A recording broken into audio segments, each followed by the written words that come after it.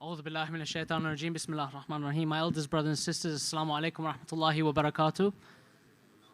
I'm doing a very brief preamble before the youth delegates come and join us.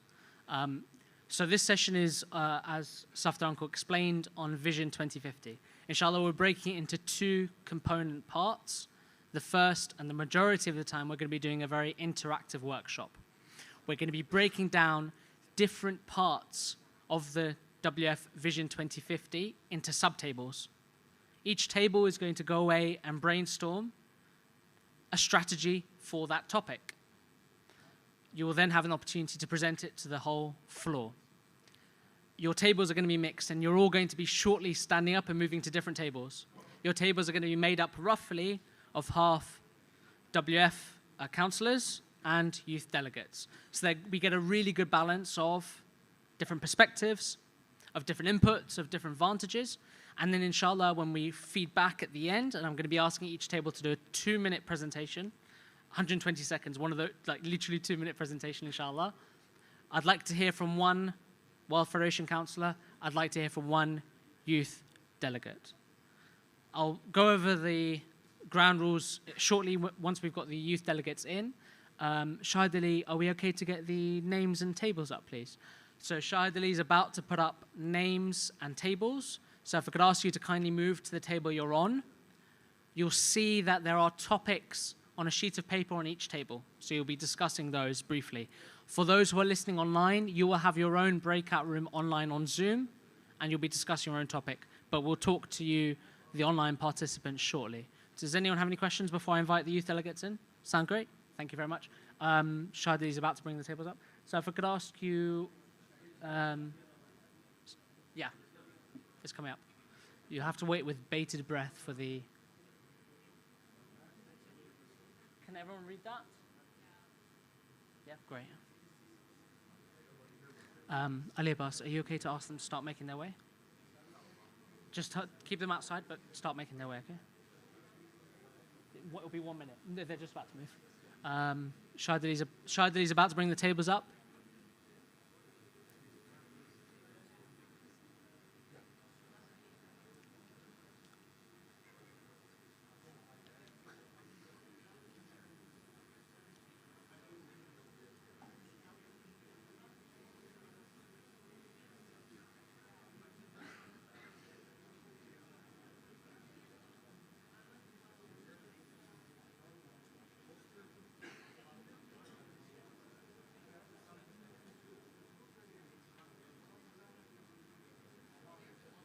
Sorry, thank you for your patience. We're just getting the tables up now.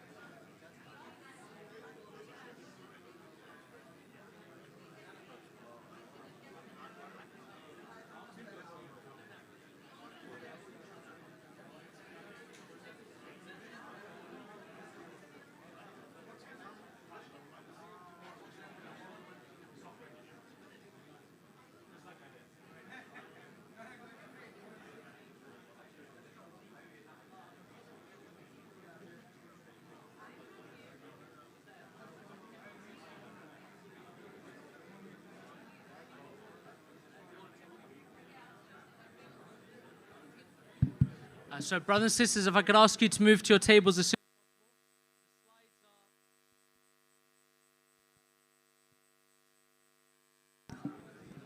Sorry. If I could ask you to all be upstanding and move to your table as soon as possible.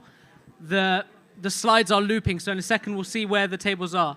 In summary, tables 1, 2, and 3, 4, 5, 6, 7, 8, 9, as you go backwards. So table 1, 2, 3.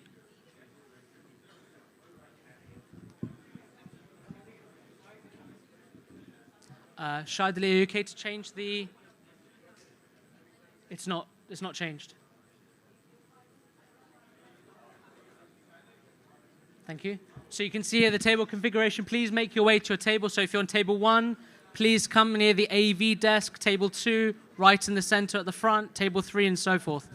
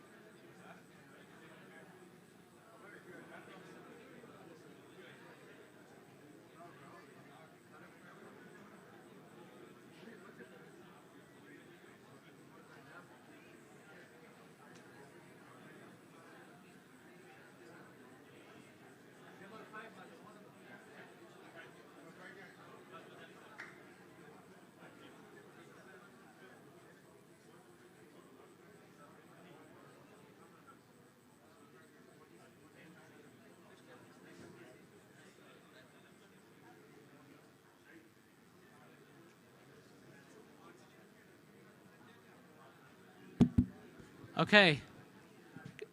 Can you put your hands up if your table is full? Hands up if your table is full. MashaAllah. The census, yep, of course. Table full, not full? Inshallah. Your intidar. Sorry? You'd switch it? What do you need, sorry?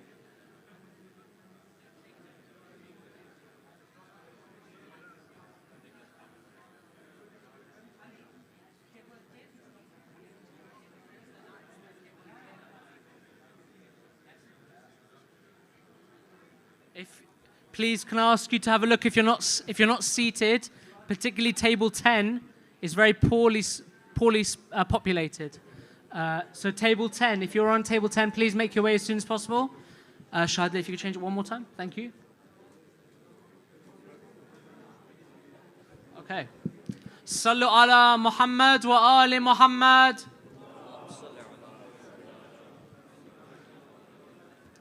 Okay, I'm delighted to see for the first time at this ExCo, the World Federation, I was going to say the senior, the World Federation councillors with a capital C with the youth delegates. It's a wonderful feeling, I'm sure, for all of you, and it's exactly the spirit that we need for World Federation Vision 2050. The existing leaders of World Federations, of regions, of Jamaats working hand in hand with our young, promising youth. And I've just spent some time with them, and they are absolutely bristling with ideas. They have so much to say, but I'm asking you, each of the World Federation councillors, to help them, give them confidence to express themselves as we go through this exercise. Now, all of you should have on your tables one sheet of paper with a topic. Does everyone have a table topic? Brothers and sisters, sorry, if everyone could try and pay attention as much as possible. I appreciate we're mixing new groups now. Does everyone have a topic on their table? No, which table doesn't? Okay, I'll come to you shortly, okay? Please bear with me, table 5, and I'll come to you shortly. Right, okay, I'll be with you shortly. Thank you. Shahidi, if I could ask you to go back to the topics. The topics, brothers and sisters, please, could we, for the love of Amir al-Mu'mineen alayhi salam, have a loud salawat ala Muhammad wa ali Muhammad.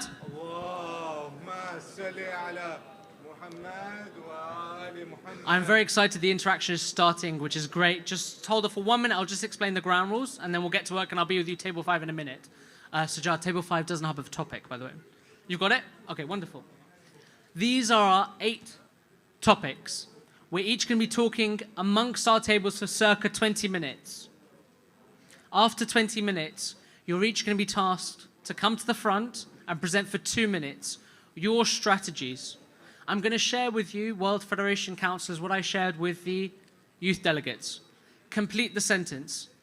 If I were president of the World Federation, this is what I would do to, for example, number 2, nurture a strong cordial identity over the next 24, 25 years. That's the exercise here. So we want strategic thinking, we want big ideas, we want vision. I'm going to ask to hear on each table from one World Federation councillor, one youth delegate. Okay?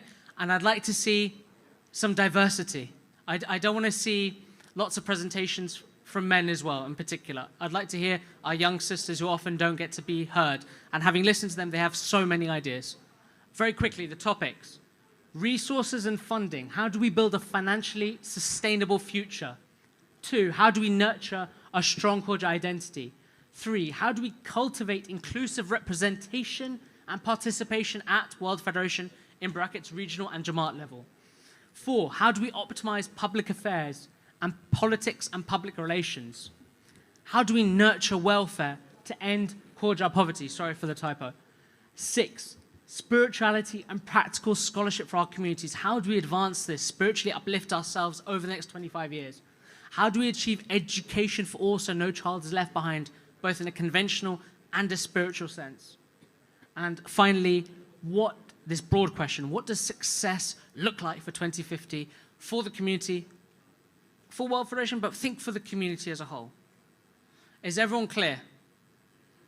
Does anyone have any questions? You each have flip charts, so please scribble down your ideas on flip charts. We'll be collecting them at the end. We're going to have facilitators going around the tables. Can all the facilitators put their hands up?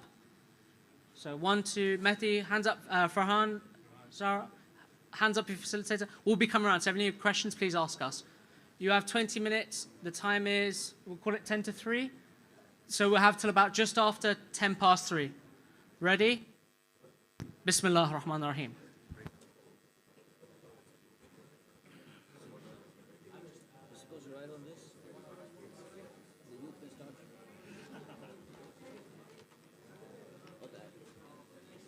Question clear to all. Do a quick round of introductions just so everyone knows. Yes, I think we are spending. You want here. Even on the ExCo, I think we are spending. Okay, but I know who I am and who you are. You know, let's start. Yeah, you are my end. Start. I'll start. This is Shiraz Baiwalji. He has the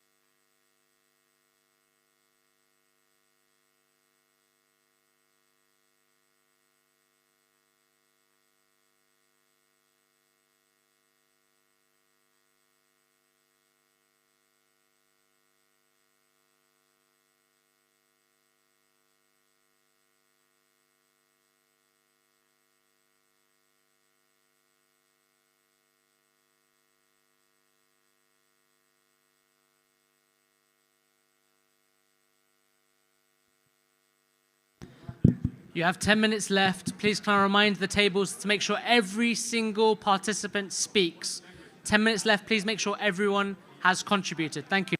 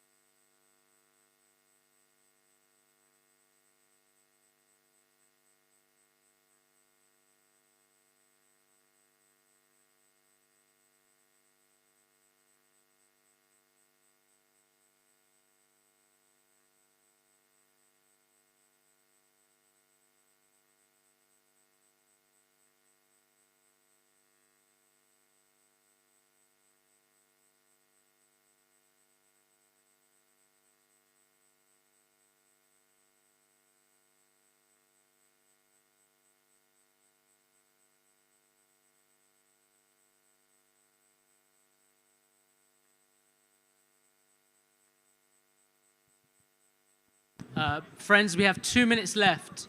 2 minutes.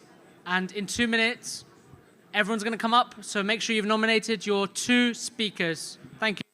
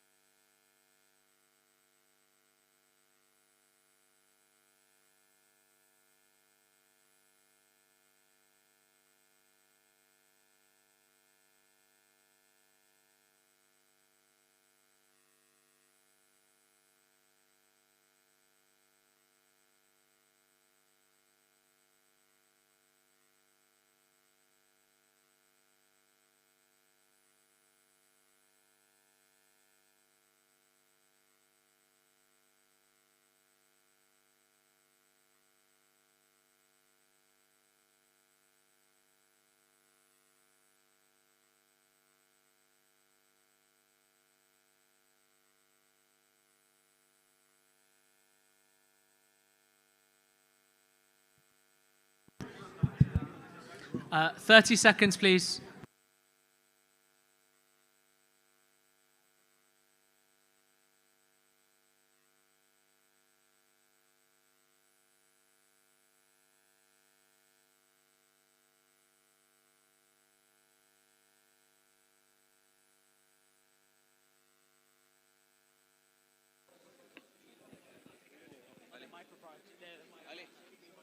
Thank you.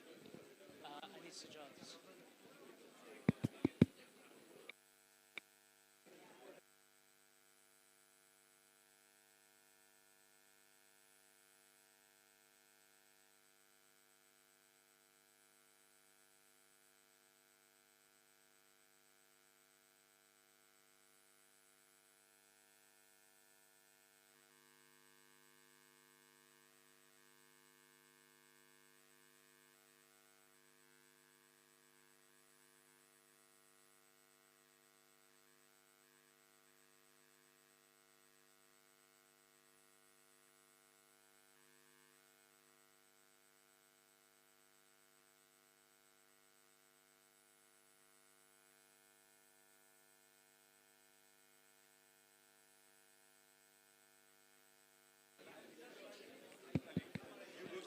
I'll circulate with the mic. You sure? No. But they don't have mic. Oh, they do. We're going to go around with the mics. So I tell you what, you take half, I'll take half. You go on. I don't. Are you sure? Okay. Sallu ala Muhammad wa ali Muhammad. I've got to be honest, by 2050 we have to do better salawats. That's got to be part of the vision. Can we have one attempt at a really good 2050 salawat? Ala Muhammad wa ali Muhammad. Oops. MashaAllah. You see, we're already on the way. How good was that? Does anyone want to volunteer to go first?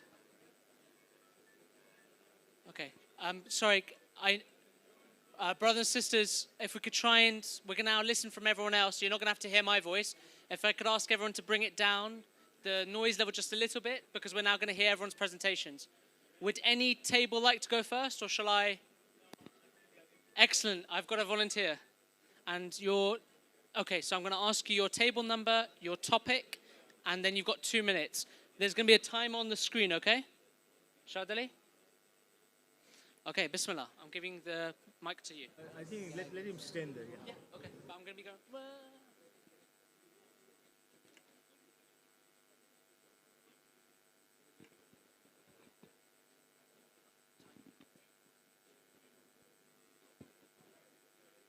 Okay, please tell us your topic, and then you've got 2 minutes to go.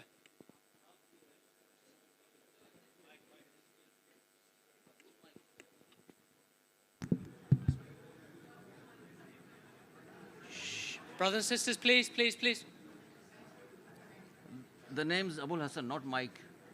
This is very good. Okay. Michael, please, Bismillah. Bismillah ar-Rahman ar-Rahim. So the topic is, how do we nurture a strong Khoja identity?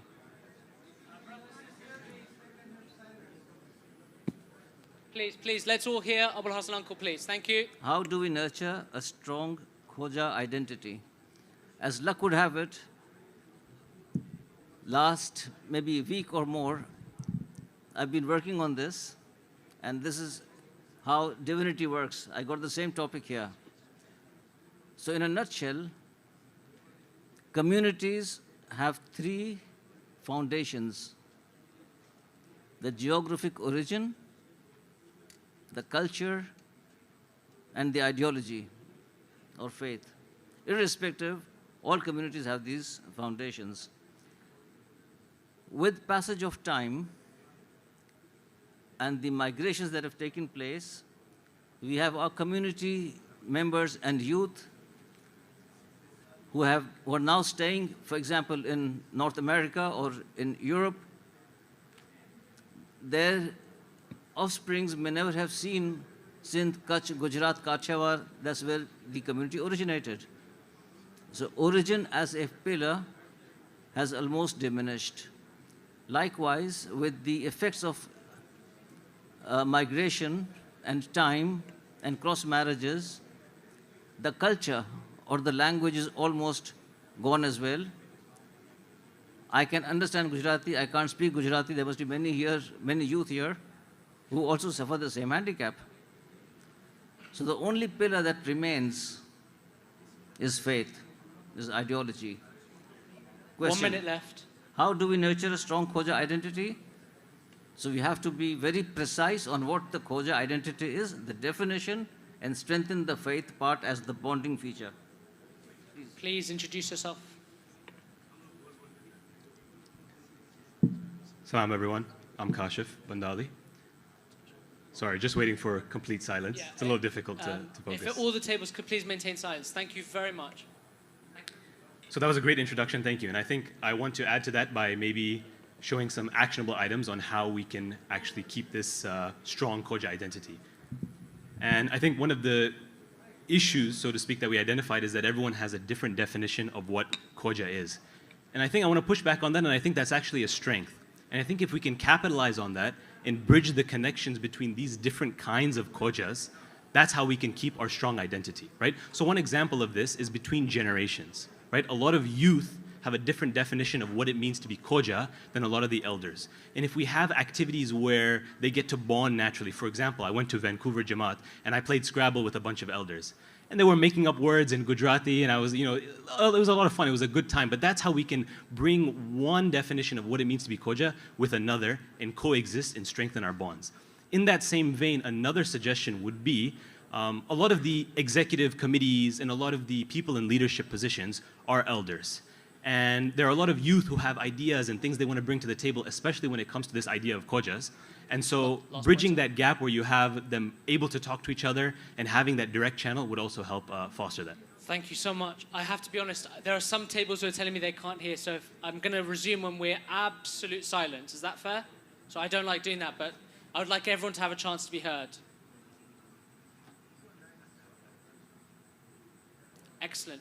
I'm now going to come around. You don't have to come up to the podium. We're all going to cast our eyes over here to table number 9. Sorry, I'm not good at maths.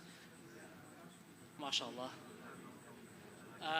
So you have 2 minutes. We're going to be very strict on this. Please, I will stop the speakers if there's noise. Please, if everyone could listen to this table, you have 2 minutes. Please tell us your name, your topic, and the timer is in the top left.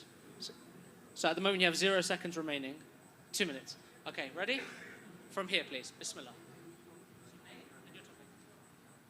Muzammil Ladakh. The topic is optimizing public affairs, politics, and public relations.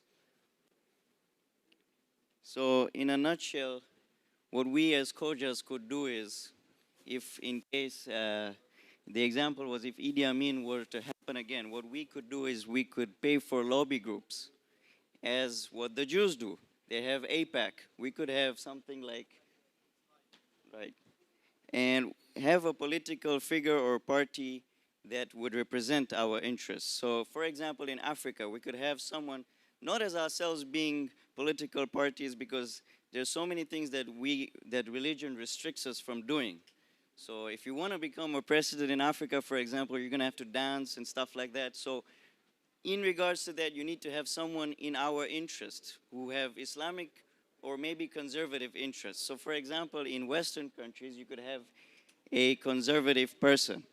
We also need to prioritize our funds to lobby groups.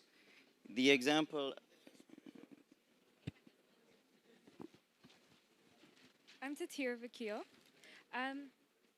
So we thought that we have really great speakers, but if we could also help training youth or leaders in public relations on so for example, we have great leaders, but sometimes we're not at the best of words. And the way the uncle had said that, you know, if we're fair, polite, and factual, then we can not only get the Muslims to listen to us, but everyone at large.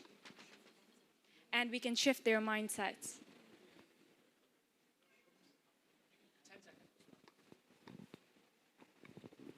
Assalamu alaikum. I think the idea of having very media training in our community, I'll go through quick. Media training for all our speakers. They don't have to be scholars. They need to be speakers who can engage in the media. We need to have a very good lobby group that we can fund, and we do that in Australia. We also had, for example, the Gaza appeal in the Parliament House in Canberra, and we invited the ministers there. We have to be on the front foot and stop feeling sorry that the world is against us. Rasulullah went out to the world. He didn't wait for the world to come to him. He changed by being himself confident. Of course, we are not in that league, but we also need to take the message forward. Thank you so much. Some excellent points. Salawat. I need some volunteers jumping. Yeah? Excellent. Table number.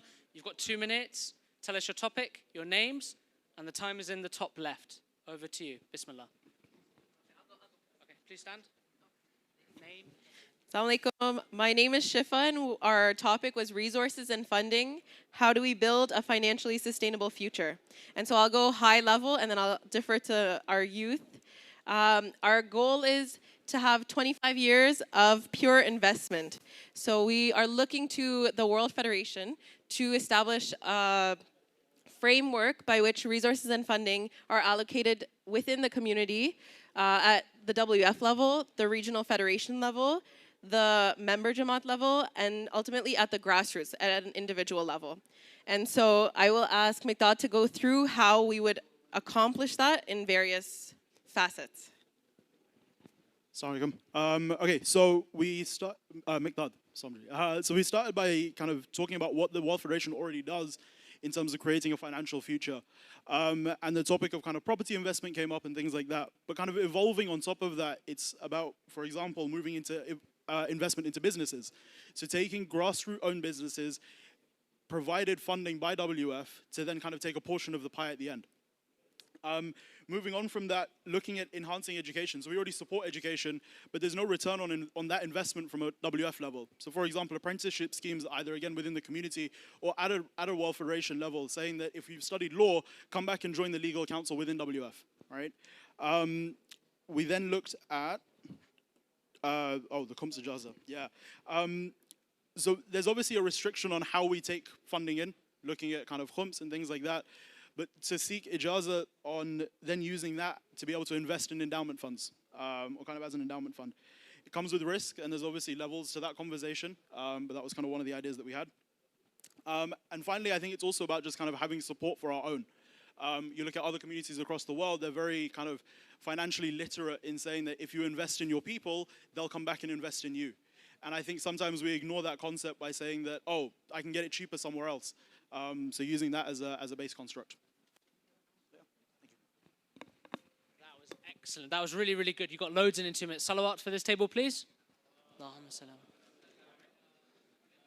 Shahid Ali, I'm going to start bringing people to the podium again. Is that okay? Okay, great. Okay, so I know we've been going around the houses. Next table will get to go up. It won't count as part of your 2 minutes. Don't worry. Don't need to run to the front. So who would like to go next? Excellent. Okay, so would you like to go to the front, actually? You can take that with you, please.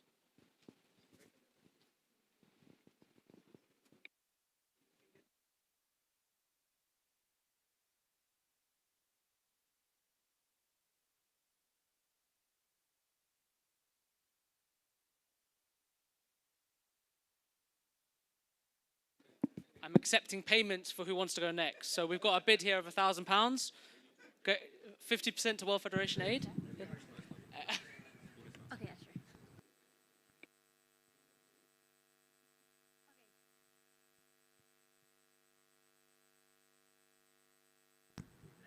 sure. Okay, so our topic was regarding education.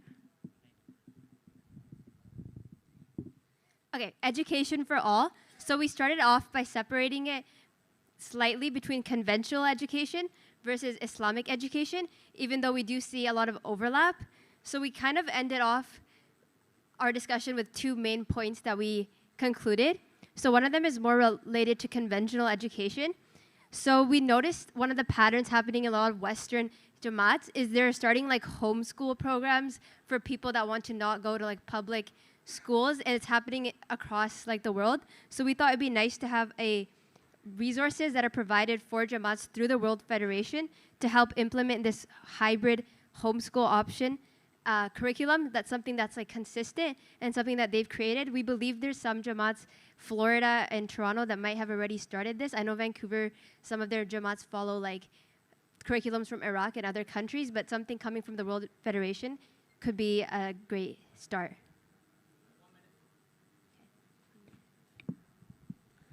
Similarly,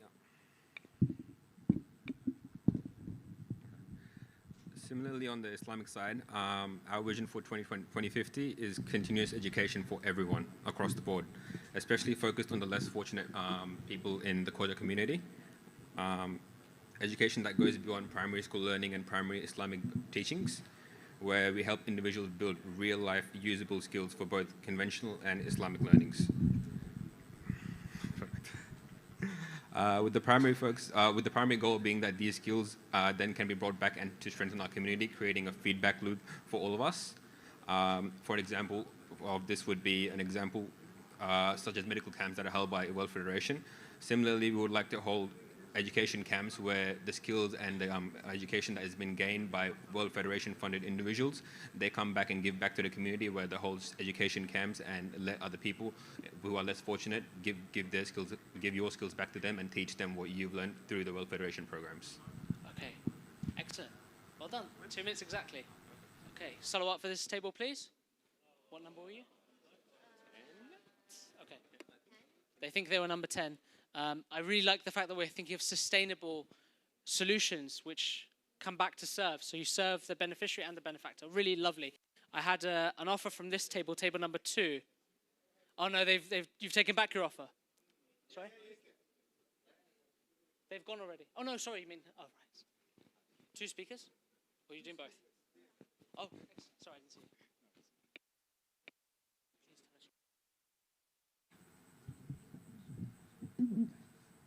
Assalamu alaikum. So our topic is, what does success look like in 2050? So I believe all we've been talking about leads to that. And what we look at, success is the holistic development in both deen as well as dunya.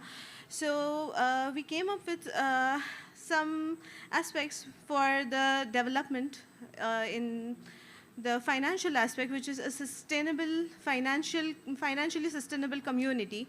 And we could have something like where we have the World Federation or the regional federation investing in the businesses or the entrepreneurs, as well as if you hold a number of shares with the businesses, you could also guide them and you could lead them, which in turn leads to good entrepreneurship development, as well as we generate a lot of employment opportunities within the community, which would also ultimately lead to a lot of development where we could own houses to a huge extent because the financial independence has increased. Brother.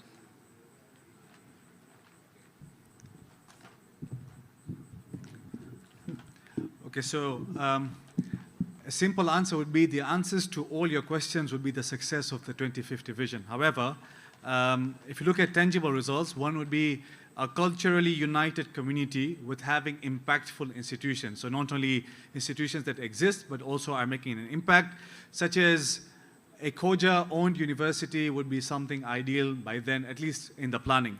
And the last thing would be, but the most important one, a spiritually enriched community whose values are guided by the Holy Quran and the Ahlul Bayt would be a major, major success for us in the year 2050. Thank you.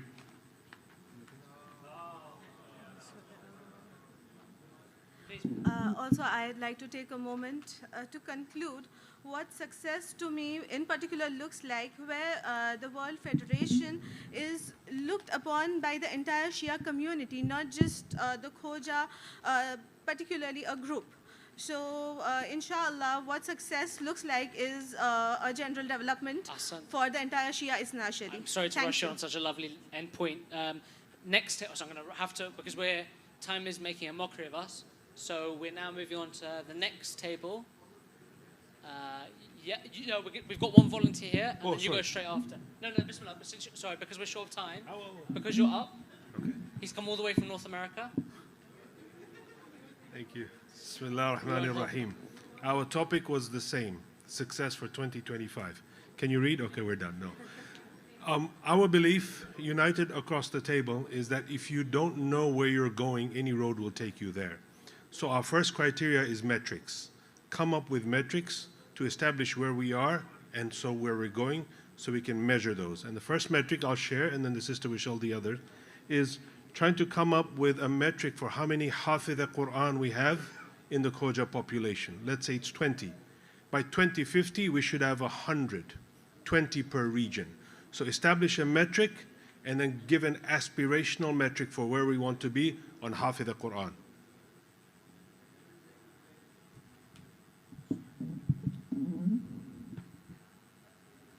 So as well as having the goal of increasing our understanding of the Quran, we also mentioned increasing our understanding of the Ahlul Bayt as well.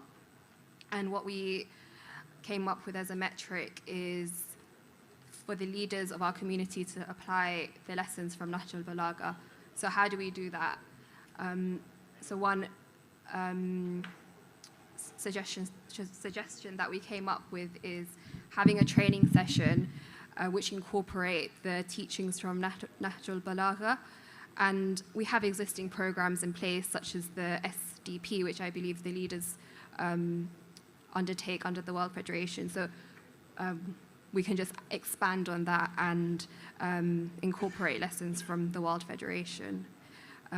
We also mentioned, we came up with the idea of having a sense of belonging so that we have a feeling of being one community. So if we go to any random country for a holiday, we know that we've got a brother or a sister that we can fall on.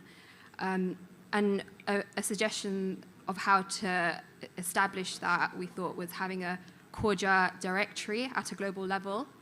Another suggestion was having a physical location. One last point.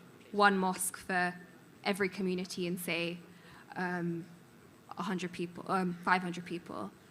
The last point was increasing the literacy level of the Khoja community.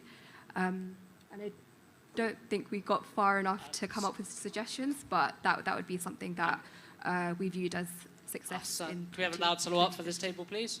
Allahumma salli ala Muhammad. We should fundraise this way because I'm literally being harangued by tables, which is great. So you're going to, guys, because you're so eager, come up fast because I promised that table, but I'm being scolded. So sorry, this one, then yourselves, okay? And it looks like we're just doing a crescent. So it's going to be a halal structure. You've got 2 minutes strictly, inshallah. Table name and topic, please. table number 1, and the topic was cultivate inclusive representation and participation at the WF level. So we had a very active discussion there. And I've got two brothers here who are going to talk more about it. So we covered a lot of grounds that inclusion should cover at least some of these dimensions: geography, age, life stage, youth, cultural, gender, social economic access. Some people cannot come, cannot be included. Out of everything that we discussed, it was agreed on the table that we have to start at the Jamaat level. You have to include people from the Jamaat level. I'll let the two brothers here, Murtaza and Ali Raza, talk to you more about this. So based on our discussion, we looked into 3 phases: issues of 2025, strategy from 2025 to 2050, and solutions at the end of 2050. So issue number 1 is no youths in the council. That's why we're having this. The age of councillors that are currently inside, we need to have a bit of metrics into it. What is happening is youth are coming by self-awareness and who want to do it voluntarily. It's based on merit. And they're coming, there is a wish from the youth section to be part of the top table without showing their efforts and to shine. And I let. So the other two issues. 1 minute left. Yeah. The other two issues which we are facing, one is with regards to the gender inclusivity. So one of the things which we have seen is that there is no voting rights for women at the Jamaat level itself, let alone at the WF. So WF, we do have some councillors, but at the Jamaat level, we don't have women voting rights. So that is one of the solutions for inclusivity of women. And the second is, while talking about inclusivity, we should ensure that it is based on merit. It should not be a checkbox. It was mentioned, I guess, in some speech, that it should not be a checkbox. That, you know, we have female representation, we have youth representation. It should be meritorious. If somebody is meritorious, irrespective of age, gender, that person should be a part of this. Okay. Moving to the cures strategy, include more mentorship programs, having inter-federation collaboration, sending someone to other Jamaats to learn how the Jamaat works, youth to understand the process of how you move forward. Time. And Last point.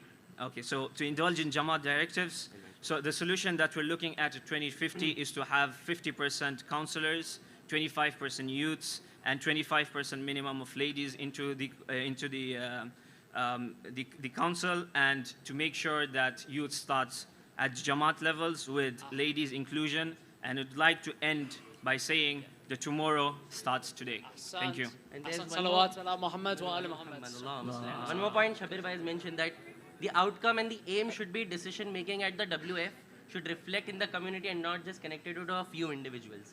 It should reflect to the overall community. Very, very well put. Thank you very much, brothers. Very, very good.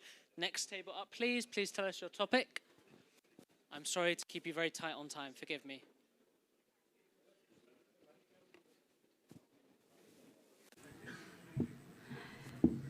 Next table ready? Yeah. Assalamu alaikum. My name is Famida, and I am the president of World Federation. No, this is the only time I'll get to say this. I'm a female, Koja, and saying in a room full of all of you. I will never run for this. I'm just saying in my role today, I'm the president of World Federation, and our topic is contingency planning. So please, I apologize. This is not representing you, but inshallah, I'm going to try. So this is just to get your attention. No, I'm not running 2027, just so you think. No. So anyway, since our topic is contingency planning, and we had a beautiful WISE group with us, as well as a dynamic youth group. So we're going to, we divided the topic slightly into 2 parts, where we have youth. Thank you. We have youth perspective, and we have the World Federation, I'm not going to say older perspective, but you know. All right, so we're going to, well, we have a lot of assets as World Federation. Allah subhanahu wa ta'ala has blessed us. So what we're going to do as our steps, because we are contingency planning, we're going to diversify investment, not just in regions, but also for sections. For example, technology, AI, finances, real estate, liquid money, and don't forget gold. I'm from the US. Second, I'm just going to. 40 seconds. Okay, human, income, and housing. And as the president of World Federation, I'm inviting the regional federations to put in proposals where we can start our contingency planning. And I'm going to give it to me.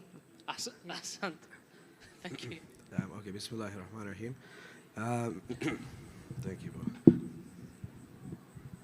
Okay, perfect. Okay. Okay. My name is Maysam John Mohammed, and I'm here from Toronto. So we want to here also ensure that it is the primary priority to build a strong foundation where we instill the concept of wilaya in the hearts of the community and the belief in the concept of marja'iyya. Currently, we are facing an infiltration from outside and also from within, and we have to be prepared at all times. The youths need to be on the Siratul Mustaqim, and an example of how we want to achieve this is by creating Islamic schools globally. So from a young age, they are learning these core principles and then preparing for the Imam's arrival, inshallah. Thank you very much, and wassalam. Loud salawat for this team, please. Also, they started by putting Safdar Uncle out of a job. Did you hear that? Which I think deserves an extra salawat, but we haven't got time, but save it for later, for sure. Right, next table's here. Thank you. Yeah? 2 minutes? You think I talk a lot? Okay, Bismillah ar-Rahman ar-Rahim. Assalamu alaikum, everybody. So we are table number 8. I'm Mohsin Ghiwala. This is Mehek. Our question was, what does success look like for 2050? So we're not going to offer solutions. What we strongly believe in, that we are standing in 2050. Silence. Thank you.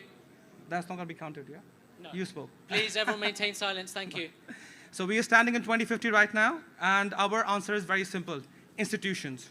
Strong community connectivity through strong institutions from the Jamaat level all the way to the World Federation level.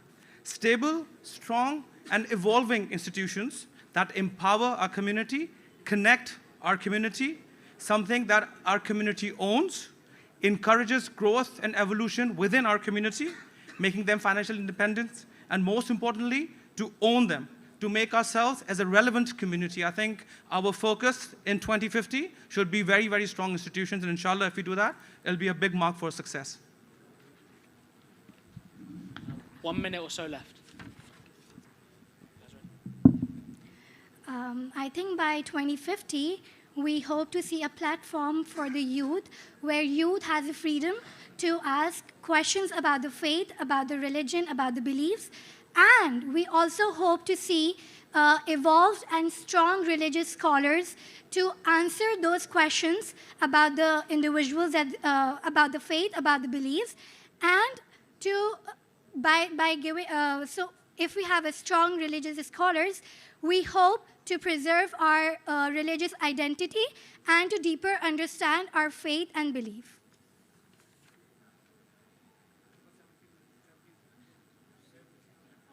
Because we've got an excellent idea from a youth on our table, I just want to add on to it.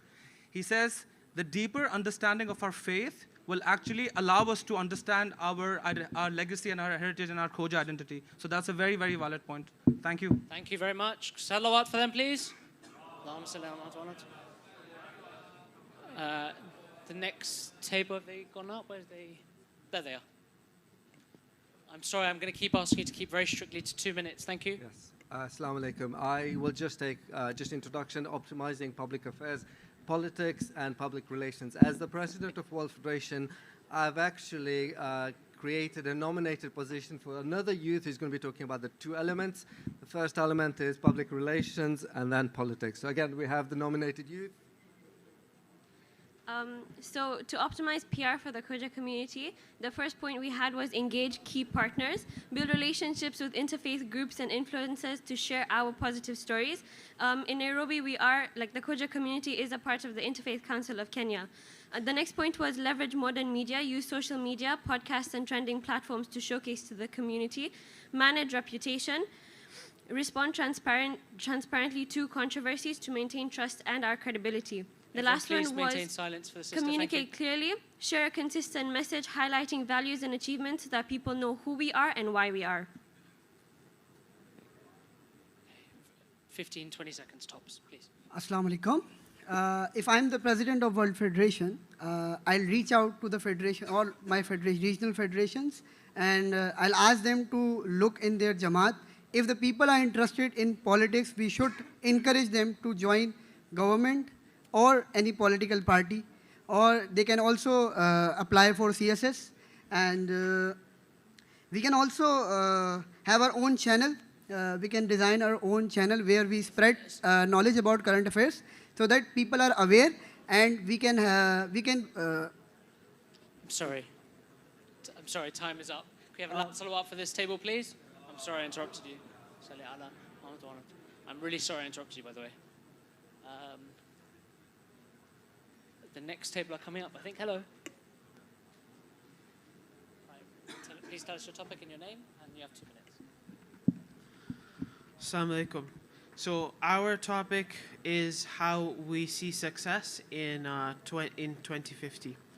Starting off, we think that the Jamaat is a very important part of the Khoja community, and we have to make sure that we are, in everything we do, we're preparing for the Imam's arrival. At the end of the day, like we're here as Shias, and we have to be ready if the Imam comes. If the Imam comes tomorrow, we should be asking ourselves that, are we ready, right? It comes from making sure that we are spiritually uplifting the community. As Brother Abbas from Nasimco had said earlier, that we're establishing metrics and we're seeing if to have more people, for example, to be Hafiz of Quran and have better knowledge of their religion in 2050. 1 minute left. Bismillah ar-Rahman ar-Rahim. Mu'mineen. Okay, Excuse me, Mu'mineen, at the sidelines as well. I feel it's a little bit disrespectful when we invite the future, and not just the future, as our leaders have said yesterday, our present leadership, which is the youth, and we are not attentive to what they are sharing with us. Please afford them the courtesy of listening with silence. Thank you very much. Sallu ala Muhammad wa ala Muhammad. Sorry, please carry on. All right, so we as a group thought that we'll have a bigger system and the Khoja community will be like bigger in expansion, as in members will have their own housing, they'll have best of health cares, and we're even thinking about Shia Khoja universities where we can learn about varied topics and courses like AI, mechanical engineering, electrical engineering, and not just ethical knowledge. And even advanced education, that members would have more advanced education, not just academically, but as well as ethically, so we can be a group of people which have critical thinking skills and better knowledge of what we're doing and what we're following and what we're preparing for. And just one last point, please. Yeah. All right. The last point is empowering the youth and the women of the community, because sadly, the systems were built initially by the men for the men, and it's just recently that women and youth are being involved, and youth are being looked at as just volunteers. But inshallah, if you trust them enough to give them projects and involve them enough, they can be future decision makers. Thank you. Salawat. I have to say, the most shy table is this table over here. Very reluctant to share your words of wisdom. Have we got 2 speakers from yourselves? Please, Bismillah, you have 2 minutes. Thank you.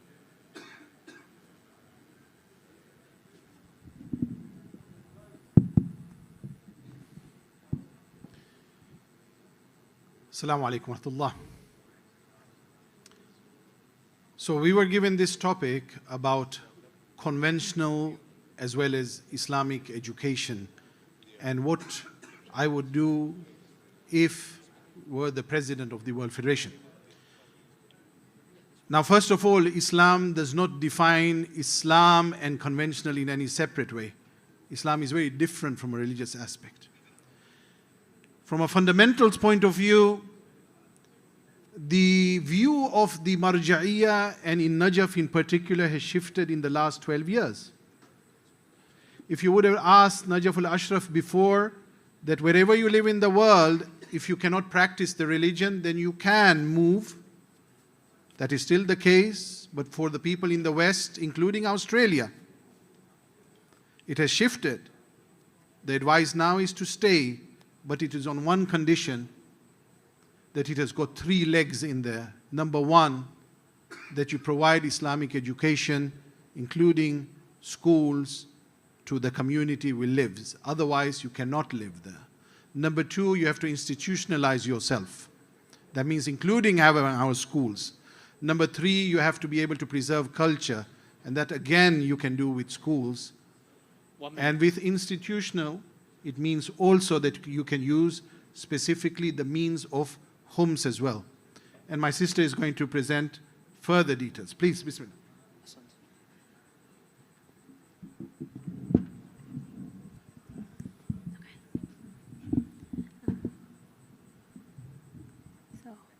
We noticed that some of the struggles that communities have around the world is they don't have those institutions in place for schools. So in the future, in 2050, we hope to see that every Jamaat has those schools in place for their children so that they can grow and be more successful. We also noticed that some of the schools that are in place, they don't have both spiritual and conventional knowledge. They might just have the conventional knowledge. So it's important to have both facets in place so that our children are going to be holistic individuals. And then another barrier that we identified was that financial barriers. Not all children can, or families can afford to send their children to these schools. So it's important to have scholarships in place to support their education. And then last point, sorry, I'm so last sorry. point? Am I time up? Okay. The last point is that just to further share how important it is that there's places in the world where people can't practice their religion when they go to school. So for example, you can't wear hijab if you go to school. It's for that reason that we really need to have our institutions in place, our education systems, so that we can build our children better. Hassan, God bless. Salawat for this table, please. The salawats have gone back to 2026 levels, but we'll redeem it later. After this last table, we'll turn to Dr. Molideen online. Is that okay with you? Okay, cool. Last table. Oh, they're here, please. Yes, come up, please. Thank you. Please tell us your topic and your names, please, and you've got 2 minutes. Thank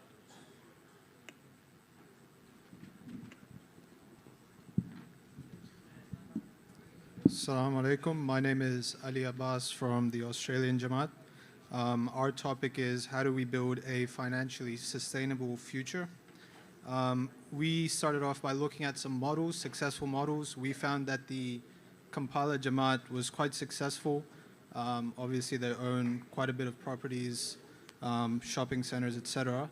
So we started off with our first strategy is investments in real estate, and then obviously using the rental income for a sustainable future. And secondly, businesses, having a directory of businesses within the community, a database which we can then use to recycle money within our own community. Thank you. We only have 30 so stops. the third one is a Wiladat fund.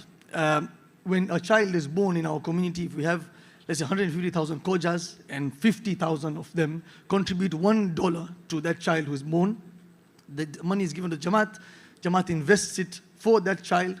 And 20 years, when the child is 20 or 21 years old, the Jamaat gives the family back that money so that Amir Uncle Mapero doesn't have to go and find, outstanding chain, problem chain, $200,000, go and do social education, get married, and bye-bye. That's Wiladat Fund. Human capital is another one which Samir Bhai gave us the idea to continuously educate our community, not just after university, other courses and stuff.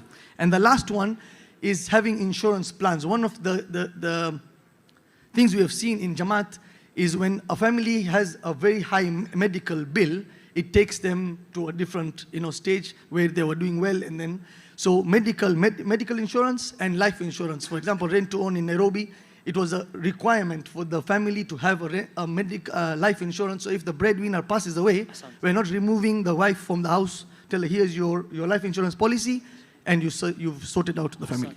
Can we do a salawat for this table and for Amir uncle as well? Salu ala Muhammad wa ali Muhammad. Okay, last but not least speaker is Dr. Molidina. So if we could kindly turn on to Dr. Molidina, and then we'll wrap up the feedback. Ahsan. Thank you very much, Muhammad Ali. Online, we had a youth, Mehdi Haryani and Agha Askar Shahidi. Very quickly on some thoughts on 1, 5, and 8. On the funding, as you know, with the foundation fund, how we can increase the foundation fund in the next 10 years to 50 million pounds instead of the 10 million pounds that we have today. And some of them ideas were that we encourage those, especially in the sunset years, to take out life insurance policies and they write off the benefit for the institution. Those, especially in Europe and United States, whose children all have settled down, they have a property and they may write off their property to the institution when they die. And they can probably give 1/3 of their assets on death to the institution. On number 5, I just want to give a short word to our youth to think about. Let's work on changing the word welfare to farewell. Let's say farewell to welfare and how we can work on that. And perhaps we can think of that. Number 8, 2050 success. Let's change from being takers to givers. Let's be leva by. Instead of leva by, let's be Java by. If we can work on that, that'll be amazing. And one of the greatest things we heard yesterday was the Shine initiative from the Jaffar's Foundation, Mombasa Jaffer and New York Jaffer, supporting Hope initiative and nurturing empowerment. That means we want to make every Khoja community, hopefully in Africa in the next 10 years, they are homeowners. We can work on the same initiatives in India and Pakistan, and then we come to Europe and North America where we can work on the mortgage payments and how we can help them. Thank you very much. Ahsan. Salu ala Muhammad wa ali Muhammad. Shahid Ali, is it okay to get the slides up? Just as Shahid Ali is doing that, can I ask the delegates who are outside the seating area, the delegates who are by the chai, please come and rejoin the tables so that we can wrap up together. So if you're standing over by the chai or the snack bars, please come and join us again, Ahsant. Okay, how did we find that exercise? Was that a good exercise? Did you enjoy it? Yeah, you enjoyed it? Excellent. Now I want you to imagine we ran way over time. And now I have to do all of that in about 8 minutes. How does that sound? So I'm going to talk very fast. No, but in all seriousness, I hope you really enjoyed it. And I hope that it proves to give you a flavor, an essence, a little snippet of the kind of energy and the kind of thoughts we're trying to drum up as we put together an ambitious and exciting and a powerful vision for 2050. And that's why I love these discussions, because they're so powerful and you come away feeling so much in terms of the potential. That idea of the community that we're going to be building is going to be so wonderful. It's going to be so exceptional. And we're going to want to experience that so much. So I hope we can bottle up this energy and take it away with us as we continue discussing Vision 2050 over the next days, weeks, months, and inshallah years. Just some immediate actions. Number 1, your flip charts are all property and trademark IP of the Vision 2050 team. I'm sorry, so if you've scribbled on the back and doodled, it's all mine now. So please wrap it up and give it to a volunteer, number 1. But this is the most important thing, number 2. We want you to get involved. So if you've been really energized on your topic or just the whole project, I'm not just saying this as a formality. I'm asking you to come forward. I'm very accessible. Please find me, take my number, email me. Please join the team. I'm particularly looking for our youth delegates to join. I'm particularly looking, frankly, for people from the subcontinent to join. And frankly, I need more young women. If you're interested in one topic alone, like finance or Khoja identity or public affairs, that's fine. And if you're interested in the broad picture, that's great. Does that sound good? Excellent. With your permission, do I have your permission to do a 5-minute update on Vision 2050? If so, can I have a loud salawat, please?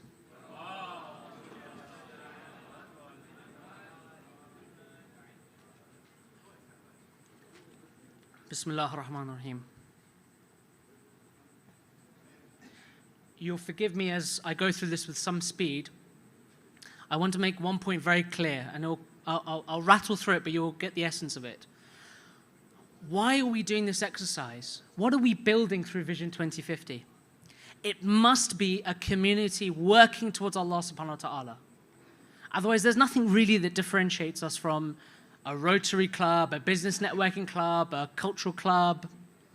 We must be God-centric in every element of what we do. We take our inspiration from this verse of the Holy Quran, which you can read on the screen.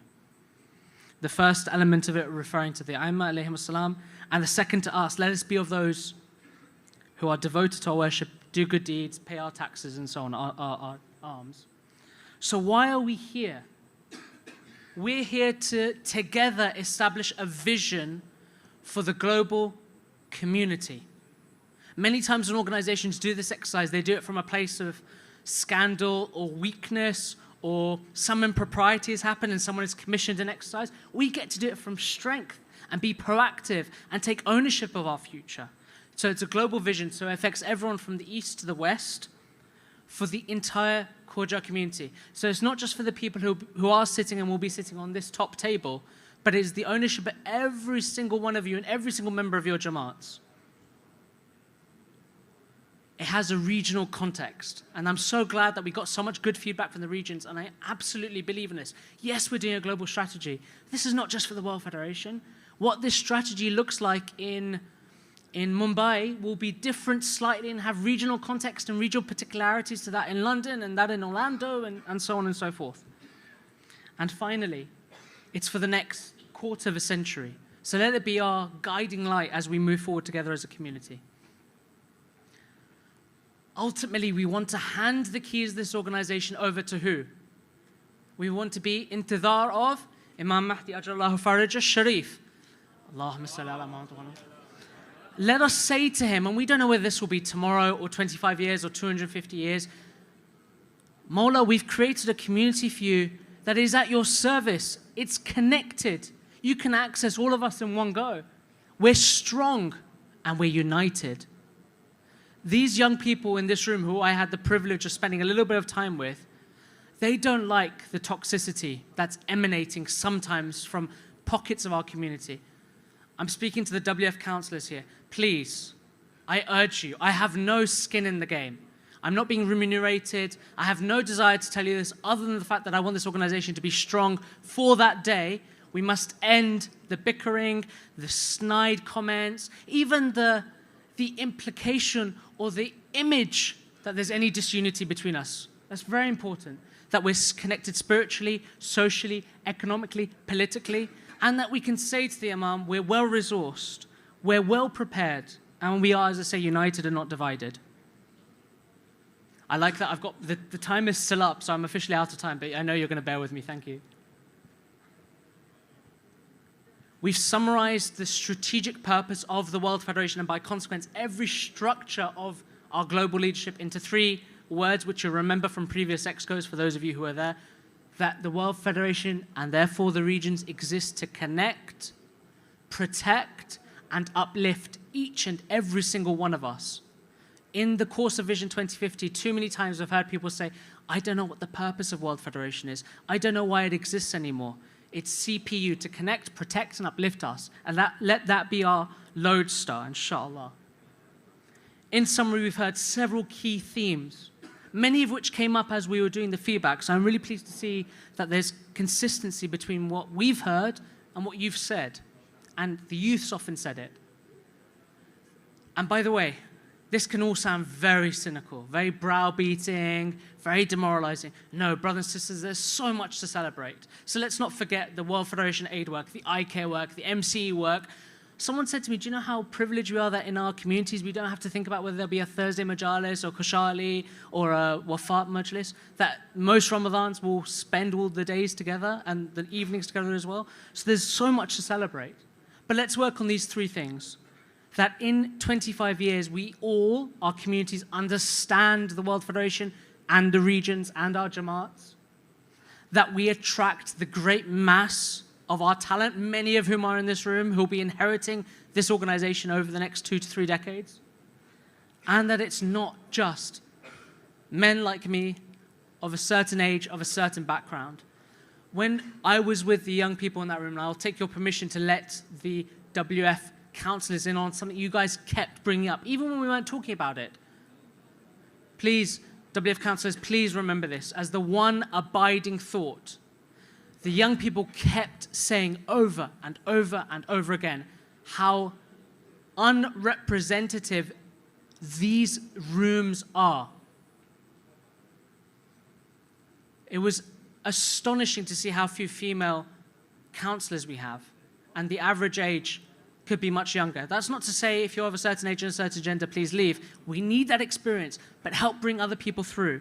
And the young people were saying that again and again and again and again. And that we need to be strategic and not operational. We're very good operationally. I know we're running short of time, so I'm going to be very fast.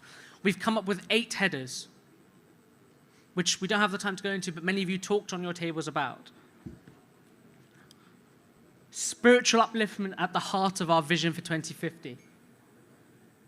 Strong Khoja identity, strong and clear Khoja identity, because that's a big topic. People want to know what it means. I can't even read my own slides. But we talked about financial sustainability. We talked about ensuring that we have political capital through representation. We talked about long-term contingency planning. We talked about education for all. And as Dr. Molidina said, farewell to welfare. If I got that right? Farewell to welfare. These are 8 key goals we're going to set out to try and pin our hats on. That these are the areas we're going to work towards with consistency and diligence over the next 2 to 3 decades. Here's one example. I don't have time to go into it, but you can see, I hope, that starting from the top, you have a WF strategy for spiritual upliftment. It then goes down to the regions, making it regionalized and culturally sensitive, and then going down to the Jamaats. What does it talk about? It talks about, and many of these topics came up, tenured models, supporting young aspiring alims to travel so they don't have to worry about paying wholesale costs and giving them sustainable living. It talks about understanding from our alims what they're missing, and it talks about pastoral leadership, so the alims are equipped to deal with questions of wilayat al-faqih or marriage, whatever the topic is, whether it's a fiqhi question or if it's something as sensitive as I'm struggling in my marriage or I'm struggling with money. What do I do? There's another example here of ending Khoja poverty, which I won't go through, but you'll understand as an example that's worked through. Brothers and sisters, we have a choice to make. In 2050, do we want to be having our children say to us things like, my kids tell me World Federation in my region is a relic of the past? Or do we want them to say, I'm so proud of my identity? Do we want them to say, I feel that by serving my Jamaat, my region, and World Federation, I'm preparing for the Imam? Or it feels like another social activity. Vision 2050 allows us to make this as an active, daily choice that we can stretch on and make it a path for the next 25 years. I end with what I said early on. This project belongs to each and every single one of us. It's not my vision. It's not anyone on this table's vision. It's our vision. My team and I are merely scribes. We're there to format and type it out and share and help move it along a little bit. It's your vision. I need your input. I need your ideas. I need your support. Please let us not get to the end of this and we find out that there wasn't that much energy. There's so much energy. I couldn't stop you guys from talking. You guys could have done 2 hours, let alone 20 minutes. So please, let's carry that energy forward. I need you to come forward and volunteer for this project. Last thing, in terms of the next steps, inshallah, we're soon ready to publish our report, which I will be sharing, inshallah. We're getting some final comments. You can see how long it is here to give you an idea what we're working on. So I hope you guys have got your reading glasses ready over the next few months. We'll be socializing it. And then I hope we can ratify some of these goals to guide us through to 2050. Thank you so much for a great deal of your time. Wassalamu alaikum wa rahmatullahi wa barakatuh.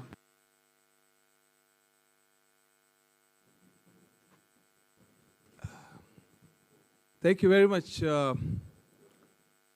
Ali and the entire team. Just one closing comment. As Brother Ali has repeatedly said, this is not his vision. This is not my vision. This is not the vision of the World Federation.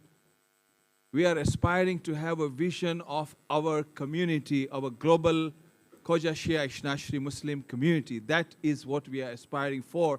And hence, it is a vision of each and every one of us that we can only be successful if we all collectively work together. And I have no doubt with the enormous effort that Ali and his team have done, in particular carrying out significant interviews of hundreds of people across the world, the engagement with the regions will continue. Without regional input, without regional buy-in, and without regional manifestation of a mutual working, the success will be very limited.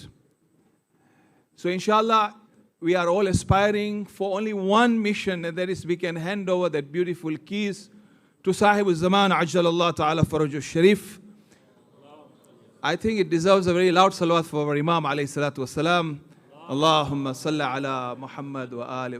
So with that, I would sincerely like to thank each and every one of you, the youths, the councillors. I was so happy to see regional leadership involved, coming here, presenting, being part of each table. It is inspiring, it is positive, it shows that we are working towards one goal. And let me reassure the community and everybody here that this is not a vision that is fixated and put behind somewhere in a corner. It is rather something where Ali and his team are working cognizantly to bring the entire community together. I am sure with khulus of niyyah, everything will be successful. So let us also recite a salawat for Brother Ali and his entire team who have worked tirelessly on this vision so far. I will continue to do it till the conference. Salawat Muhammad wa Ali Muhammad.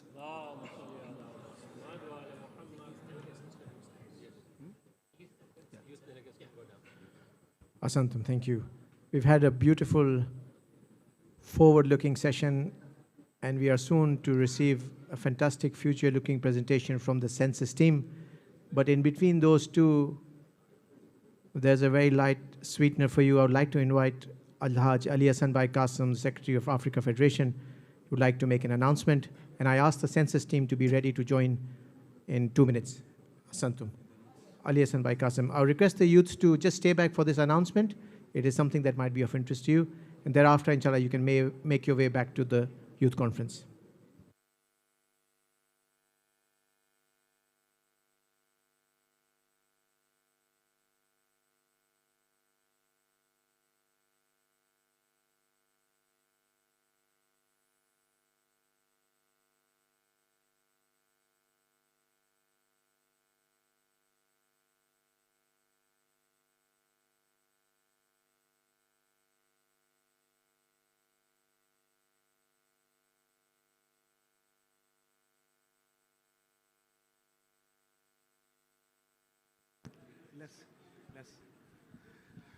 أعوذ بالله من الشيطان الرجيم بسم الله الرحمن الرحيم السلام عليكم ورحمة الله وبركاته.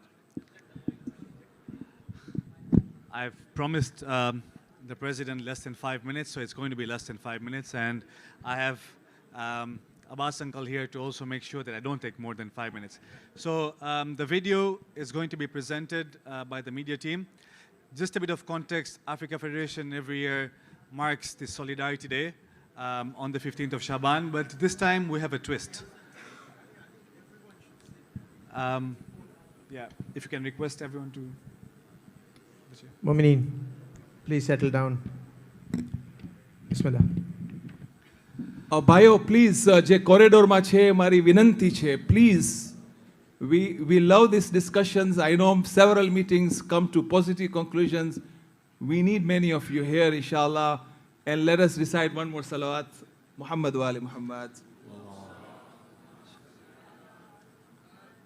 So part of the flagship event, there is a Solidarity Day whereby we mark the 15th of Shaban as a time whereby we give in our 1 day's income, specifically for the education of our community members. And so in light of that, since the 1960s where Africa Federation started giving out loans for education, there is something that we'd like for you to see, and I'll ask the media team to play that video.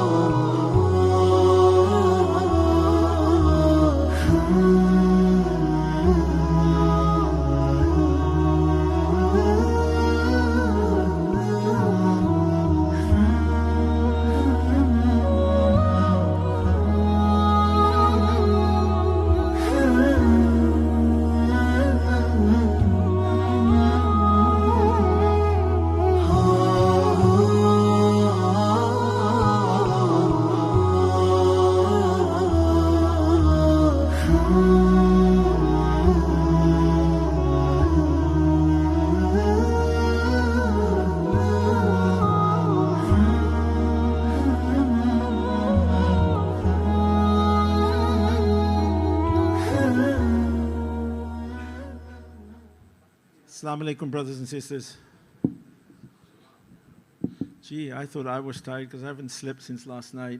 They decided to take me to, I think I've been to every part that is close to Dar es Salaam with 3 hours, and within 3 hours, I think Sata, don't laugh at my announcement, Bogamoyo.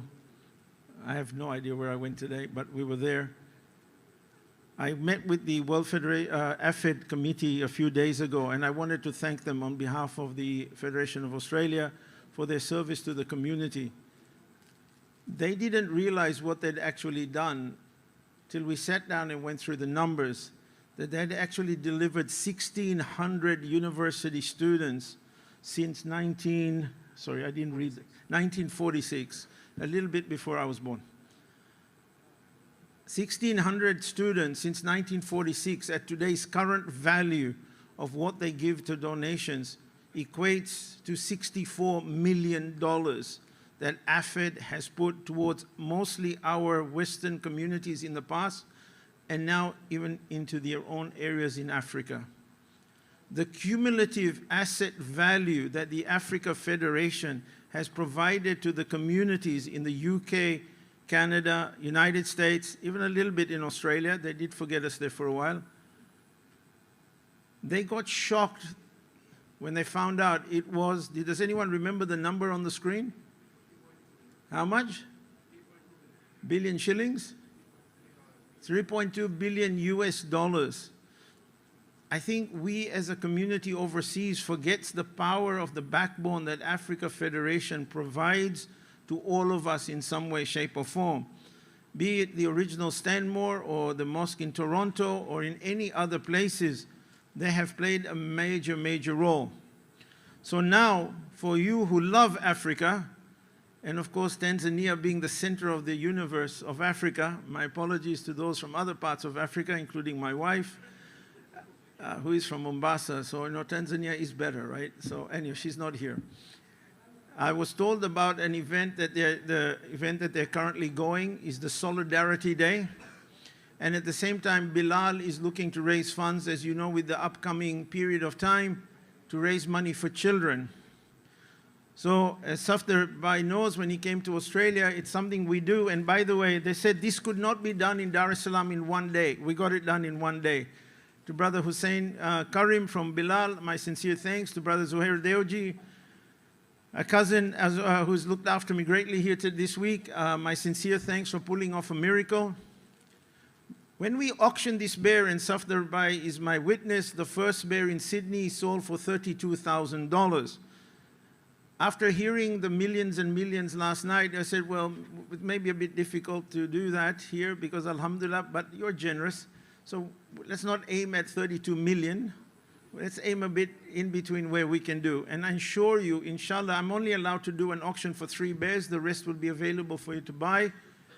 I promise you that I believe Hussein Karim from Bilal, including Brother Abbas Bandali, and Al-Hajj Safdar Jaffer will come up here to, inshallah, we do have a thank you for the Africa Federation on behalf of Nasimco and the Federation of Australia. But I have to sell 3 bears, and they picked an Australian who sells kangaroos to sell 3 bears. And by the way, I didn't see a lion anywhere I drove. I don't know what you've done to the lions. It would have been good to see one. So we have 3 bears to auction. The highest bidder gets the bear, and we will get our presidents, all of the Federation presidents, you'll have to wait for the Australian one, to sign this.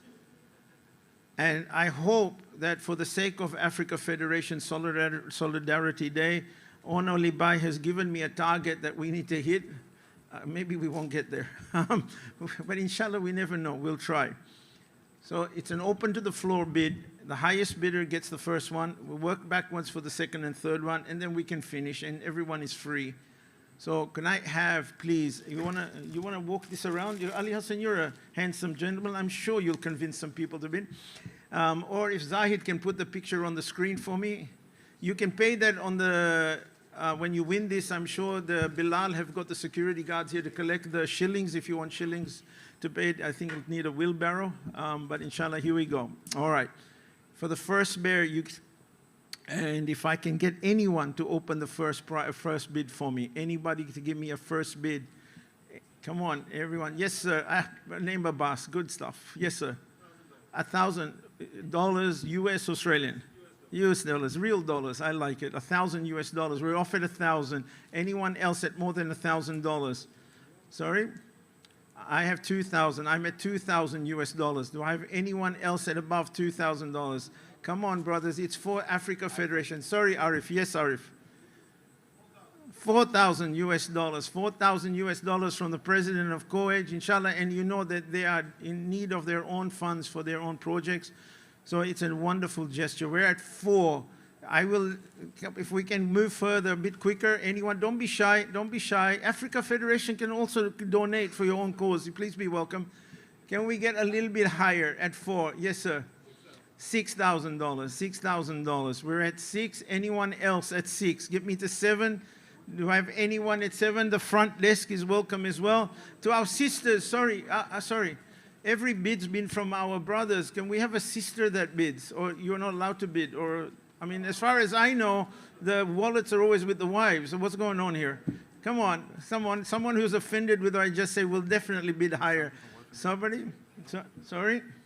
Did you say someone? 7. We're at, what were we at 6? We're at 6,000 on the first one. We're at 6. Anyone to get me to 7? 8? We're at 7. I have 7 at the back. We're at 7. Anyone else going past 7? Get me to 10 and we finish it. I'll promise you I'll stop at 10. Yes, sir. Because we're in rush for time. I know. So you're going to say 10. 10,000, $10,000. Well, okay. I'm finishing it fast. I promise. $10,000. To match you, Safdarbai, the Australian Federation will also throw in $10,000. So that's 2 bears. Any other federation want to be? Oh, sorry. We have 3 bears. Okay. We have 3 bears at $10,000. The WF president, the Abbas Madali, the head of Nasimco, and I don't know, some Australian guy who's the president's problem. He's not here. Okay. We have 65 other bears. You give me a value that you think is fair, and you all take one. $1,000? I'll be really quick. He's yelling at me. 1,000 is fair. It's at 500. I have on my phone, on my WhatsApp message, 5 people have committed $1,000 US dollars each, so I'll add that to the list. Sorry? Uncle, I remember you calling me and telling me all the wonderful things about my father. I'm using every emotional thing to get from you. I have a special bear for you. You know, you are the leader of our community. I want to get that quickly, the large special bear. Quick. Someone grab it to me. This is for you and the Mombasa Jamaat, uncle. But you have to make it worthwhile for me to let it go. It's coming. You have to trust me. You have to trust me, uncle. You bid first, then we'll tell you. You bid and I'll get you the number after that, the price after that. Just go and give it to uncle. He's buying it. Don't worry. He's buying it. And no. He has to have it. He has to have it. It doesn't matter, uncle. It's yours. Right? You just tell me any number now, and I'm really in trouble if you don't say the right number.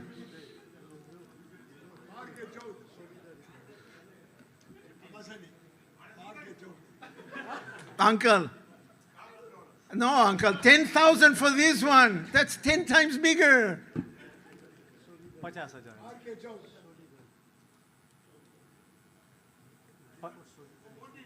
It's for Solidarity. Sorry. Mohammed Uncle, AFED Solidarity Day for education of our children. Okay, $1,00,000? It's not going to Australia.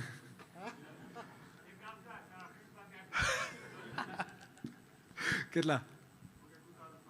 No. 10,000 Mohammed Uncle. 10,000. Ami 10 hai pacho. I've done 10 over a small one. 10, 20. Thank you, Uncle. Aye. Let him have it, Aye. please. He's given more than enough yesterday. It's enough. All right, we'll just finish if I can. Jawad, I have, if with your permission, as I've mentioned in Africa, we have a small gift. If I can call Brother Abbas Madali and Hussein Karim from Bilal, they'll take 30 seconds with your permission. I can give you 30 seconds. 30 seconds. Please run, Hussein Bhai. Hussein Karim, please run. You need to run up here. Please, Hussein Bhai has an announcement to make. Jawad Bhai, if I could have you and also Safdar Bhai here as well. And Amin Bhai, if you can.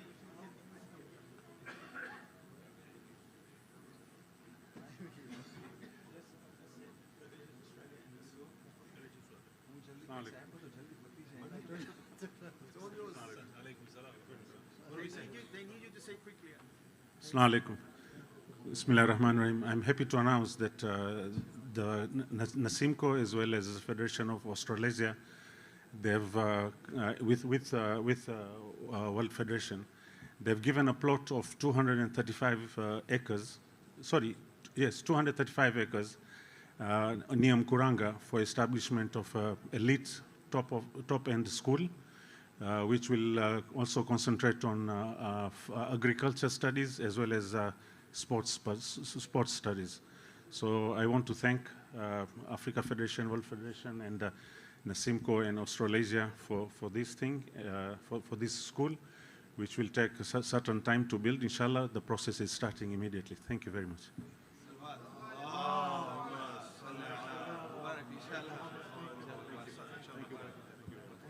Hassan, thank you.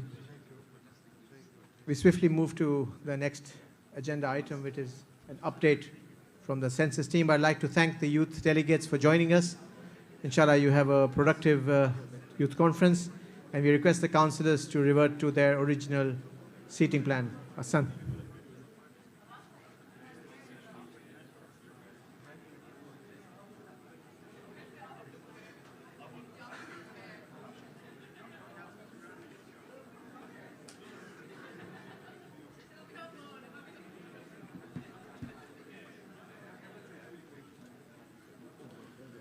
There are sajda slates on your tables. It's a gift from Africa Federation.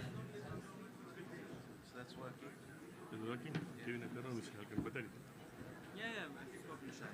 It's working? It's working.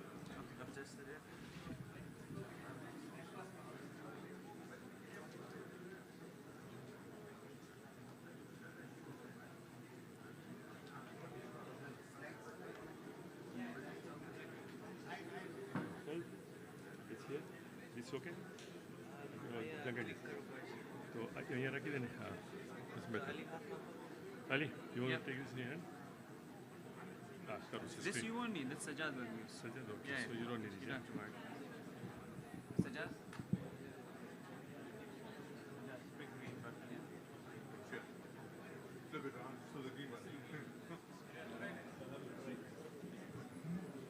Honorable councillors, we request you to please resume. Take your seats. We would like to start immediately.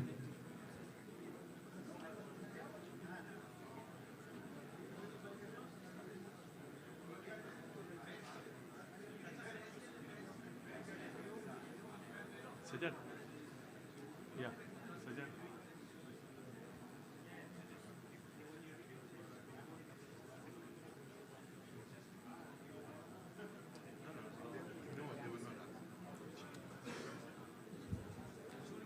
Whilst the councillors are coming, probably this is the most important session before the end of today's agenda.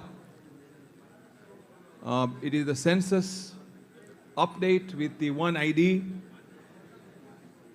So we would humbly request all the councillors to please come as soon as feasible so that Shiraz Bhai can commence his presentation.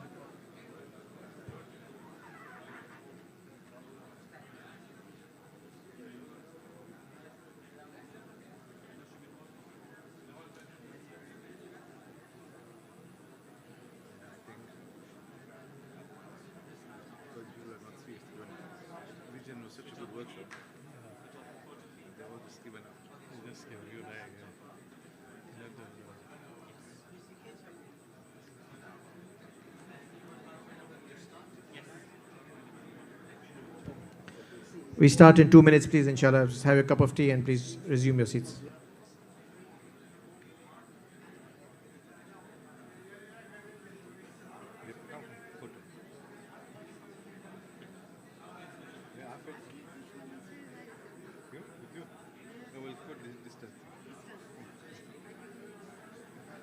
So much distance out of the foot.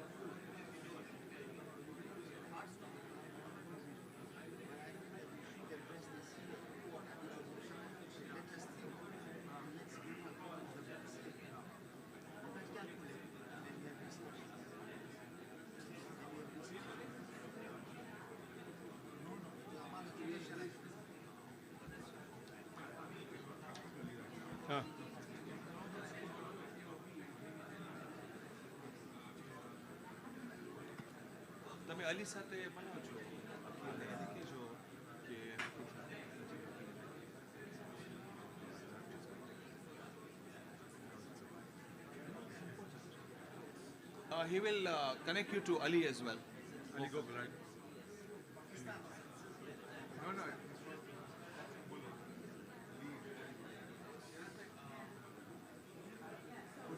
Shahid bhai. Bismillah.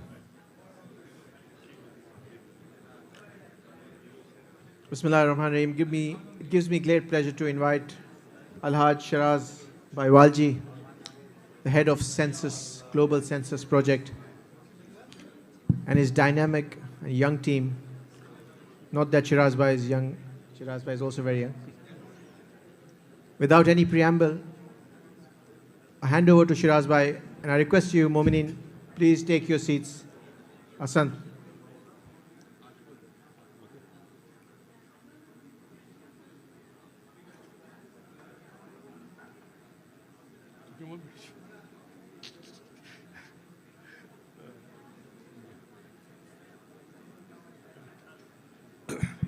Auzu billahi minash shaitani rajim. Bismillahir Rahmanir Rahim.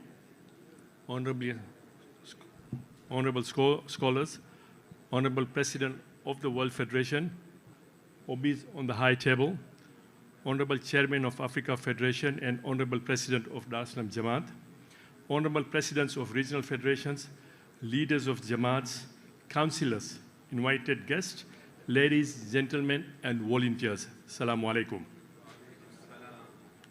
It's an honor to share with you the progress of global project, now branded as One ID. One of the teachings of Imam Jafar Sadiq is the one, Allahumma salli ala Muhammadin wa ala Muhammad. The one who acts without knowledge is like one who travels without a path. This wisdom captures exactly why this project matters. At the core of this project, it's all about knowledge, knowing our people and knowing their needs. The data collected will help us in strategic planning and efficient allocation of resources, especially in education, health, housing, youths, senior citizens, empowering ladies, and spiritual fulfillment. Our team has been working on this project since June 2023, and we have progressed both technical foundation and community engagement. And I'll fail in my duty if I did not thank the federations and the Jamaats under the federation for all their help in understanding this project. Today, I invite my team to do a demonstration of One ID so that we can all understand what is all this all about. Thank you. Please, Ali, Sajjad.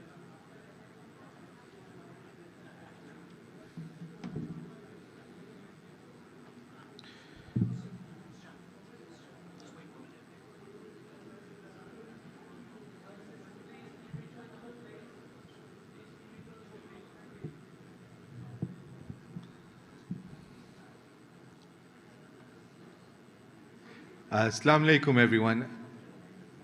Just like Shiraz uncle said, we need to understand our global village. We need to adopt data-based decision making, and tying in very closely with vision, we need to plan for future growth and development of our facilities. We've been doing this for 3-4 years now, so I want to take us through the journey. How have we gotten here so far? In 2023, and I'm doing the highlights, we started off with the head count. Every single region, every single Jamaat played a massive role in this. We didn't know to a huge degree of confidence how many Khoja Shia Isnashri there are in the world. And now we can say 85%, I'd go up to 90% and say we're 144,000 Khoja Shia Isnashri in the world. That's actually a very small number. Like our president says, that's a spreadsheet number. So we can and we must do a lot to understand the data behind this. We went through the head count and we realized that, hey, we're probably an aging community. We probably need to focus more on building senior support structures. And as we started exploring this, we realized how is data stored in each Jamaat, in each region? what data do we actually have? So we did a baseline study. We looked at what data systems, structures, whether it's Stanmore using Salesforce or Dar es Salaam using Zoho or Karachi using their own bespoke system. What data systems do we have? What data do we have?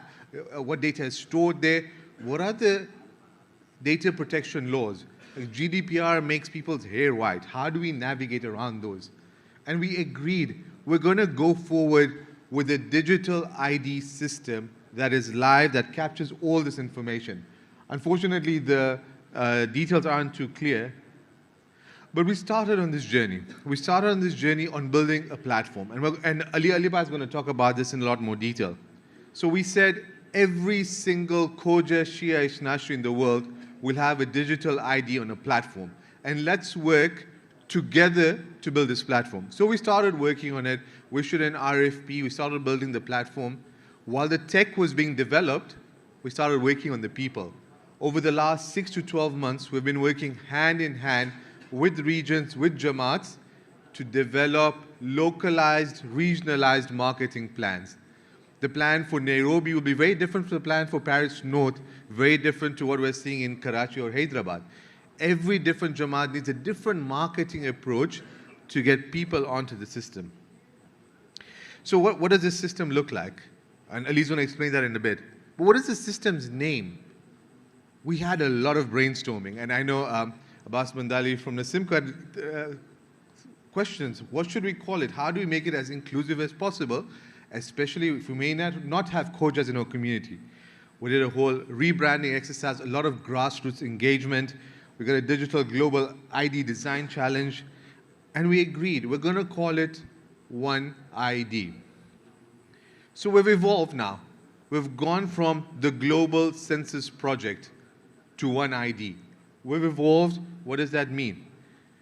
We're no longer thinking about a census project going door to door, because the census gets outdated the day it's completed. We're looking at a system where data is live, it's fresh, it's easily accessible, it's fit for purpose for digital natives. Most of our youth are comfortable with using tech. We need to leverage that. We want a system that's sustainable, that's easy to use, and we want a system where we can use this data for strategic planning. We want a data system that creates a coherent identity, and we want a data system that benefits Jamaats, it benefits the regions, it benefits the World Federation. And we want a platform that unlocks the ability to collect, analyze, and refresh data very easily. So ladies and gentlemen, we went from the global census project to the One ID, which inshallah Ali Bhai will take us through for the next few minutes.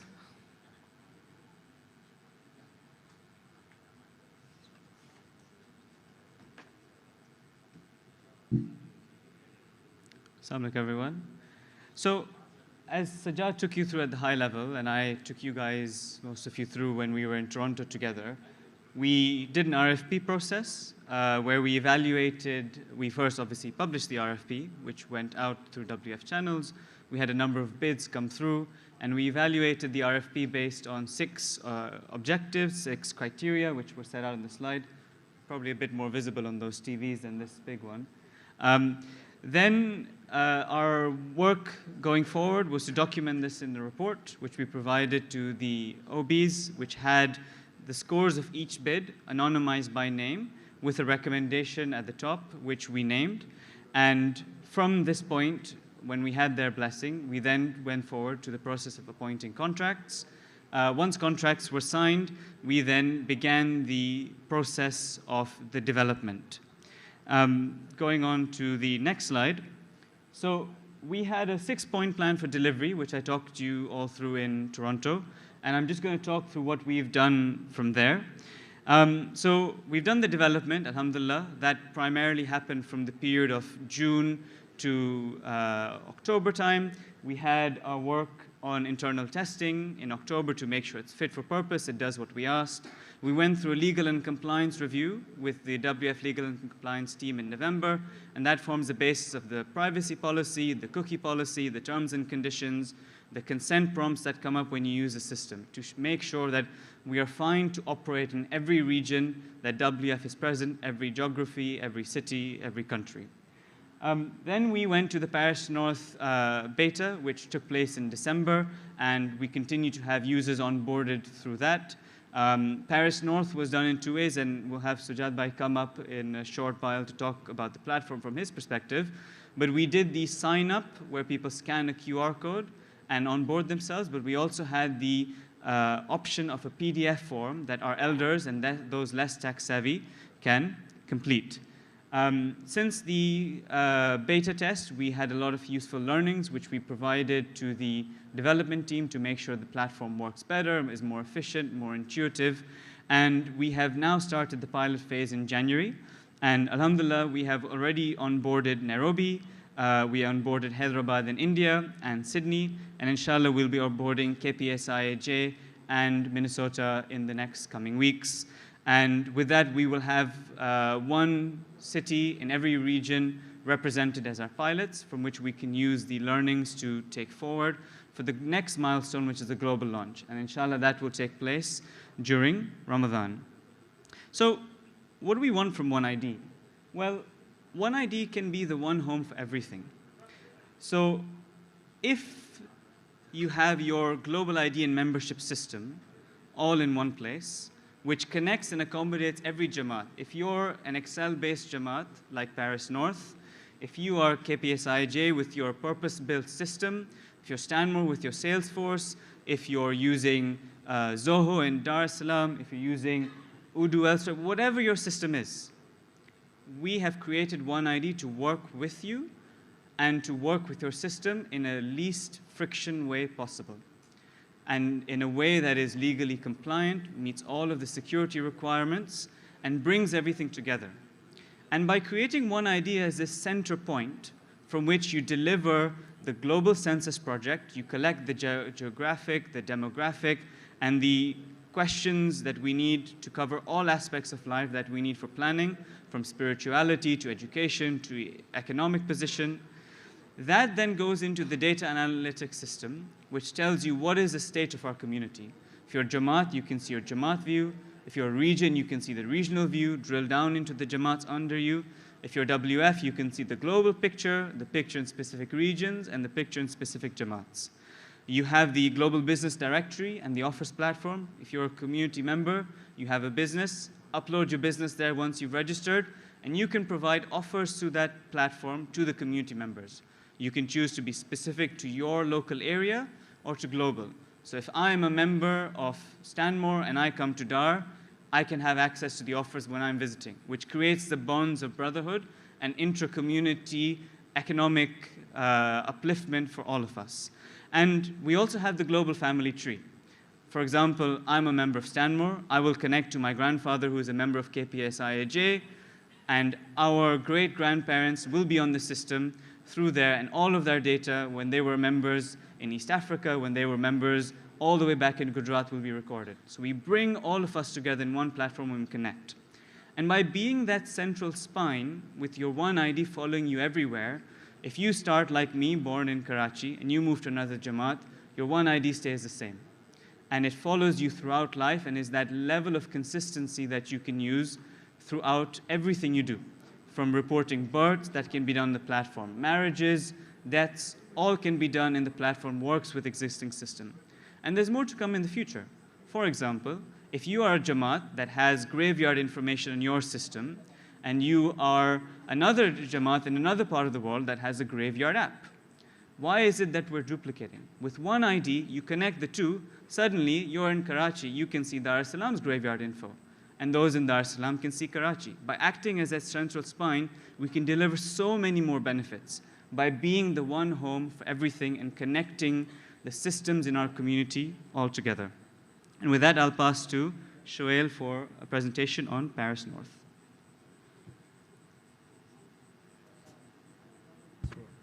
I think it's the first time I speak in front of so many people and with the mic, so please one salvat.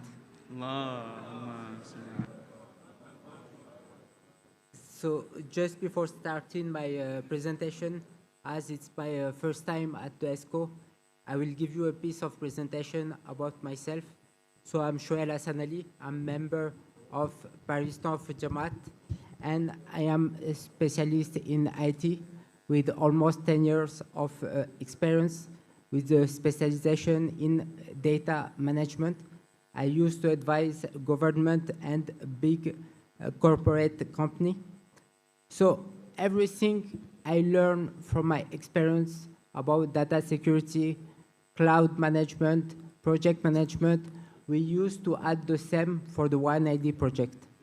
And that's why we divide in 3 steps the deployment to secure the platform, the delivery of the platform.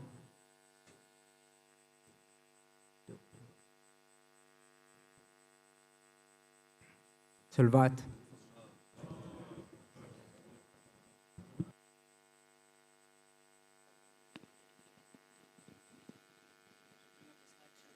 The slides.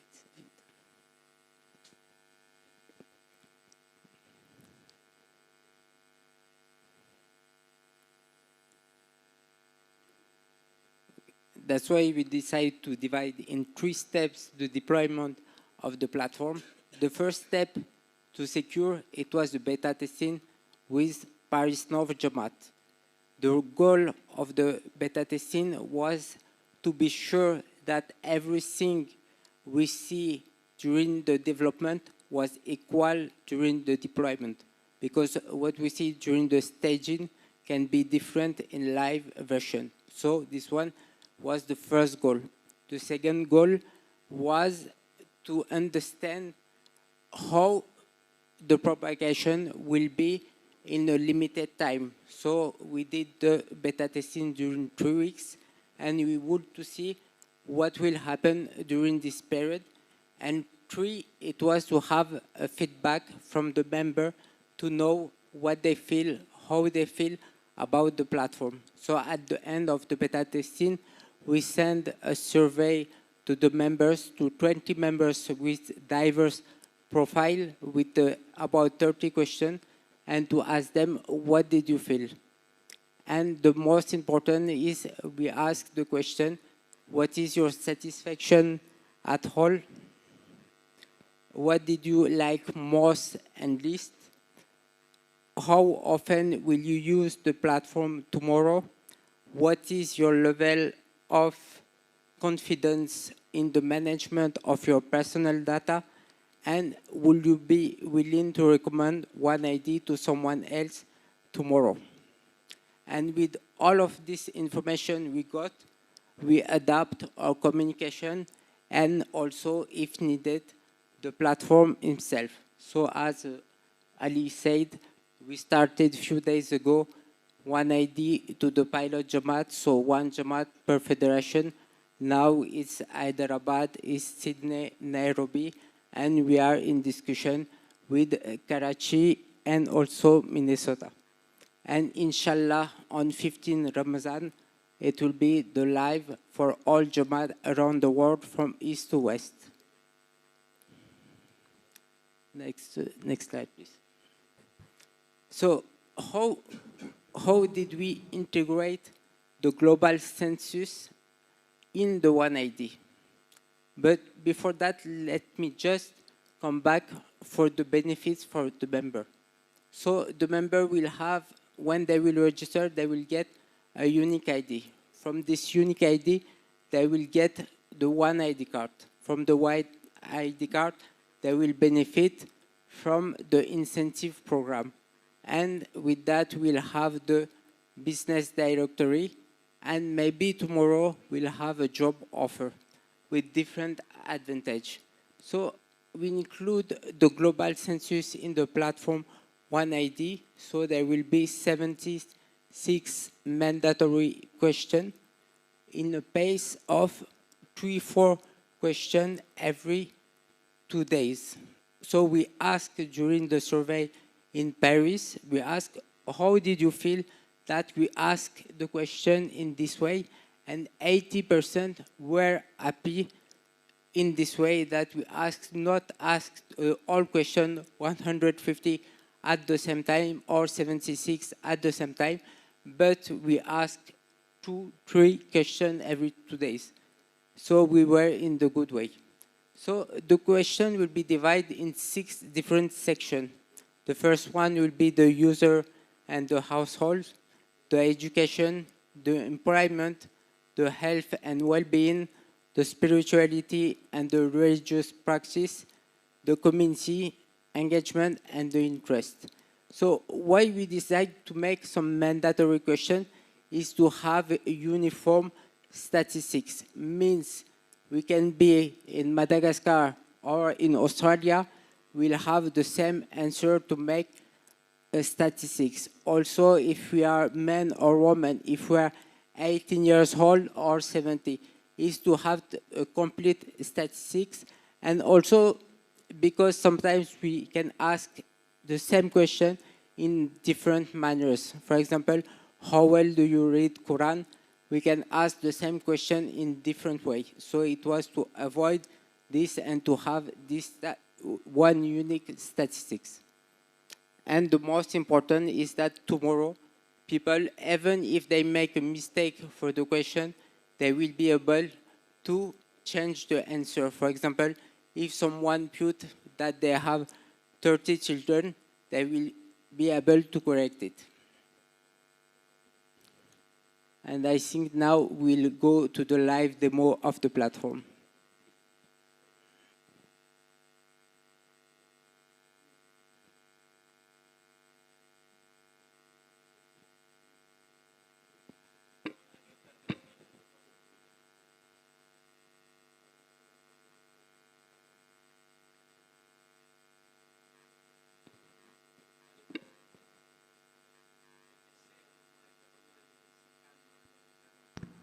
Those online, we have frozen the video feed for you, just so that any personal data don't get live streamed on YouTube. So you'll be able to hear us, but you won't be able to see the screen share, yeah?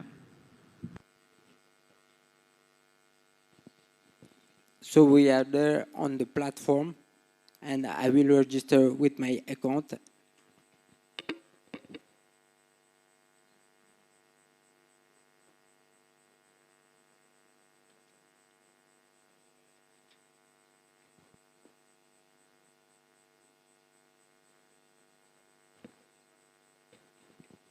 And while Shuel logs in, on everyone's desk, we have one of these, right?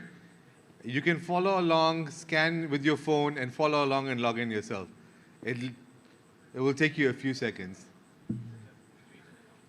Now, well, let's wait for Shuel to walk us through, otherwise no one will pay attention to him. But you just create an account, it doesn't take very long.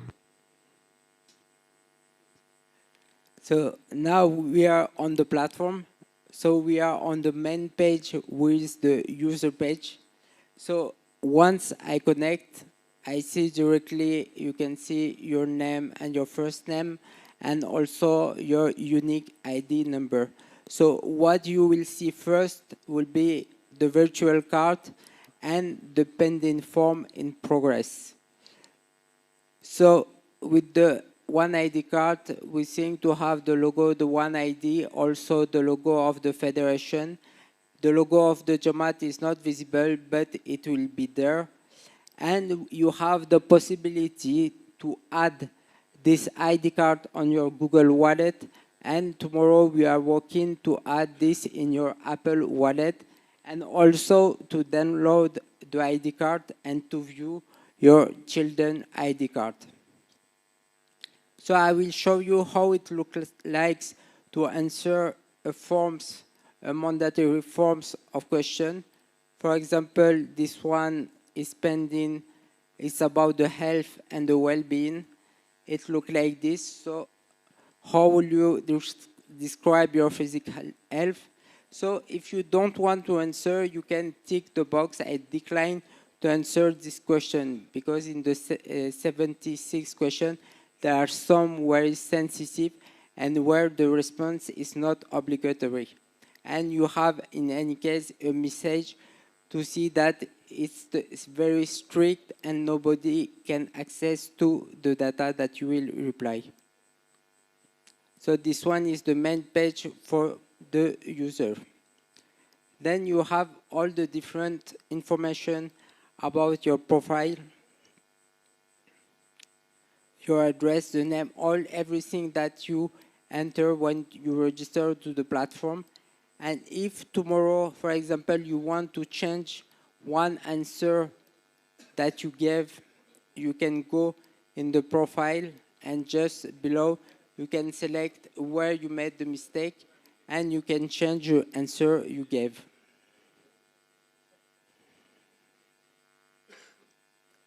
And you have also access to your family tree. So for example, this one is my family tree. This one, my wife and my mother, and is interactive. For example, if I want to see my grandparents, I just have to click on my mother link and I see directly about my grandparents, and I know in which year they passed away and where they are quand au comme d'Ofnagiate. Then you have the business. So there you can add your business, and from your business you can add the offers. The offers is very important because everyone around the world can see. For example, if tomorrow I traveled from Paris to Dar es Salaam, if there are something that interests me in Dar es Salaam and it's visible, so instead of going somewhere else, I will go to a Koja shop directly or Koja business where it will be visible. I will have also access to the global business directory where we can see all the different business with the different social network, Facebook, Instagram, LinkedIn, and the different 17 websites. hours.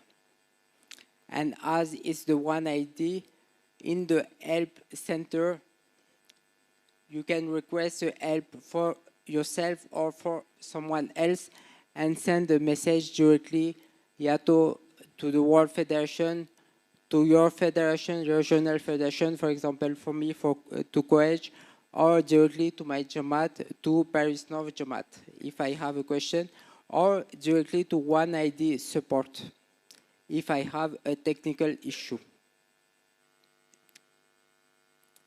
And directly from the user, there you can report a live event about a marriage, a divorce, a birth, or a death. And you can also transfer your membership to a new Jamaat. For example, if tomorrow I move from Paris to Dar es Salaam, so instead of giving my details, I just select this option and all my details, One ID, will go to my new Jamaat. And for the end, at least I can switch, I can change the language. So we have 3 languages for the moment: English, French, and Urdu. So I think I can talk about it in 3-4 hours, but it will be too much. So now I will give back the mic to Ali. Salvat.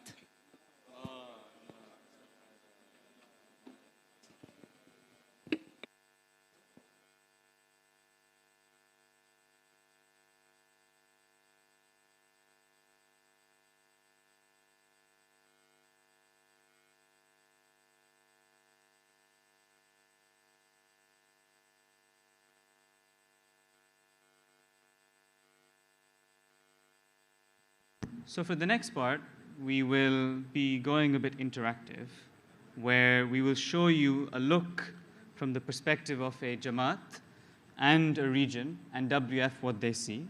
Just to show you the Jamaat view, I will call Sujad Bhai from Paris North if you would like to come up.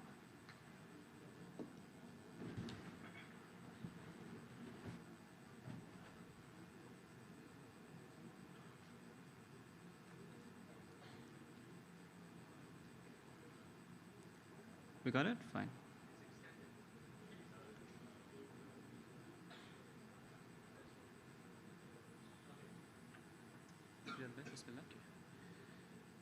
أعوذ بالله من الشيطان الرجيم بسم الله الرحمن الرحيم السلام عليكم ورحمة الله وبركاته पहले तो lock करिस मारो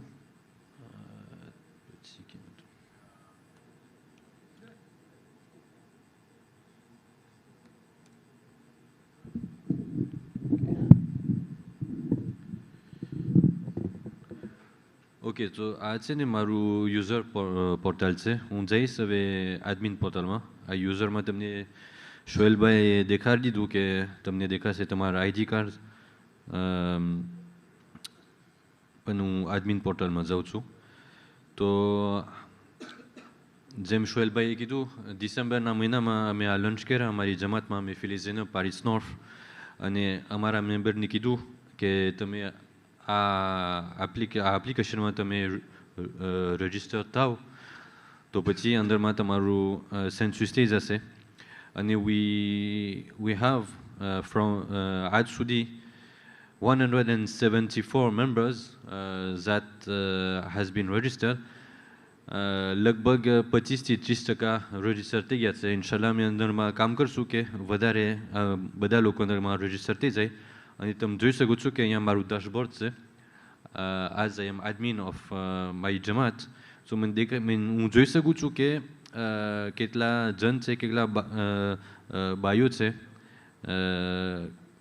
એ લોકોના ક્યાં ક્યાં એજના છે, એ લોકોના નામ એ જોઈ શકે છે, કોણ કોણ એડમિન છે. અને અંદરમાં શું તમને દેખાડી શકું કે અહીંયા રિપોર્ટ પણ હોય છે. we have a view with report. અંદરમાં દેખાય છે કે ક્યાં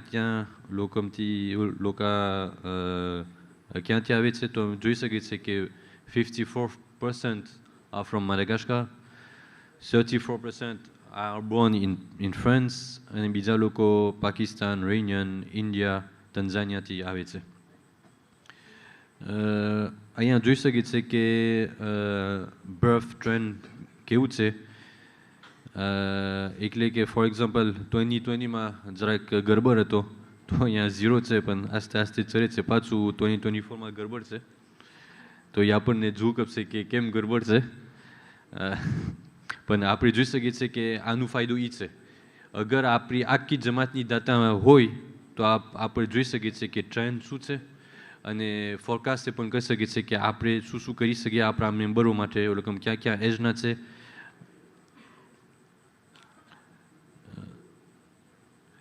અને આપણે અહીંયા જોઈ શકીએ છીએ કે એક હાઉસ હોલ્ડમાં એટલે એક ઘરમાં કેટલા જણા છે. ફોર એક્ઝામ્પલ એક જણાનું કેટલા ટકા છે, 17% ઘરમાં એક જ જણું છે. અને આપણે જોઈ શકીએ છીએ કે 25% ના ઘરમાં 4 જણા છે. તો આપણને ખબર પડી શકે છે કે આપણા ઘરોનું કમ્પોઝિશન શું છે. તો આ અમુક ફાયદાઓ છે કે આપણને ફ્રોમ જમાત પર્સપેક્ટિવ આપણને ખબર પડી શકે કે આપણા ઘરો કેવા છે, કેટલા એજના છે. તો એમ આપણે આપણને ખબર પડશે કે કેવા રકમના નીડ શું હોઈ શકે. આ ઇમ્પોર્ટન્ટ છે. આપણે એઝ અ જમાત we can ask question to our members. દાખલા તરીકે આપણે બીબી ઝૈનબ અલૈહિસ્સલામનું ના વફાતના મોકા ઉપર એટલે 15મી રજબના એટલે 1 મહિના મોર સવાલ કર્યા આપણા મેમ્બરોને કે જ્યારે વફાત એક સોમવારની રાત હતું, મંડેના. તો મેં પૂછા કે રાત અમારા મેમ્બરને કે શું તમે મંડે રાતના તમે આવશો કે નહીં. તો આપણને ખબર પડી કે અકલા જણા આવશે તો આપણું જે તબરુકાત છે કે ન્યાસ છે એમ આપણું સરખું માફ કરી શકે. બીજું સવાલ કે પૂછા કર્યા કે જે ટેમ અમે રાખ્યા છે તમને બરાબર લાગે છે કે ટેમ બરાબર નથી લાગતું. અને અગર બરાબર ના લાગતું હોય શું અંદરમાં તમને નડતર છે, શું કારણ કે કાલે સ્કૂલ છે એટલે બચાવવા માટે તમને નડતર છે, કાં તો બહુ વહેલું છે તમે કામેથી નથી આવી શકતા. તો આપણને ખબર પડે કે આપણા મેમ્બરોને શું શું જરૂરી છે ને શું નડતર છે. તો ઇન્શાલ્લાહ મને લાગે છે શોએલભાઈ આ જે ફોર્મ છે એના જે ઓલા શું કહેવાય ને નતીજો ને રિઝલ્ટ છે એ તમે પેશ કરશો ઇન્શાલ્લાહ. તો આ અમુક ચીજો છે તમને દેખાડવા માટે કે આનો ફાયદો શું છે. ને ઇન્શાલ્લાહ અગર આપણા બધા મેમ્બરો રજિસ્ટર થઈ જાય તો આપણને વધારે ખબર પડશે કે રકમનું શું નીડ છે અને આપણે શું કરી શકીએ તાકે આપણી જમાતોના કાર્યો પોઈન્ટ ઓફ ઓર્ડર પ્રમુખ સાહેબ, Mereka yang sambratu nanti, tiba-tiba waktu saya please teman jawab. Please, if we can give full attention, this is one of the most important things for our community, so we will really appreciate if we can give all the time to the team here. Please, thank you. બીજું બધું તો as admin I can manage my members. For example, એક છેલ્લું તમને દાખલો આપી દો કે મેમ્બરો બધા ઓલોકમના લવાજમ ભર્યા છે કે નથી ભર્યા, તો એક આપણે જોઈ શકીએ, આપણે સર્ચ પણ કરી શકીએ કે ફલાનો એના લવાજમ ક્યાં સુધી ભર્યો છે. દાખલા તરીકે અહીંયા આમાં દેખાય છે કે આ 2026ના લવાજમ ભરી નાખ્યા છે અને બીજાઓ હજી 2025માં છે. તો અમે મેલ એ કરી શકીએ કે જેટલા આ વર્ષે હજી ભર્યા નથી તો તમે હવે તમારા લવાજમ ભરી નાખો. તો જમાતના હોદ્દેદારો માટે આસાની ટૂલ છે કે લોકોમાં એક ફેરામાં બધીને કહી દે કે તમે તમારે ભરી નાખો જેટલા ભર્યા નથી. અને ઇન્શાલ્લાહ આ જે ડેશબોર્ડ છે એમાંય પણ એક અમે ફીડબેક આપ્યા છે કે તમે રાખી શકો કે કેટલા ભર્યા છે આ વર્ષે ગયા વર્ષે, તો આપણે ફોલો કરી શકીએ અને આપણે શું કહેવાય લોકોને રિમાઇન્ડ કરી શકીએ કે તમે હજી નથી ભર્યા અને શું એની તકલીફો છે, તો પછી આપણે એમ ઇન્શાલ્લાહ સાથે આગળ વધીએ. થેન્ક યુ તમારી. હવે હું પાછું અલીભાઈને માઇક આપું છું. Thank you, Sujat bhai. So as you see, I'll log you out. We've created a system that for Jamaats who don't have a CRM in place, this can do what your back office would do on Excel or any platform. So this is a service we have provided through the project to make life easier for admin offices in various Jamaats. The Jamaats that have existing systems can connect via API like I talked through. To show what the regional view is, I'll call Imran Bhai Jan Muhammad to log in and show us what regions we'll see, to give you a feel of what is visible from that perspective.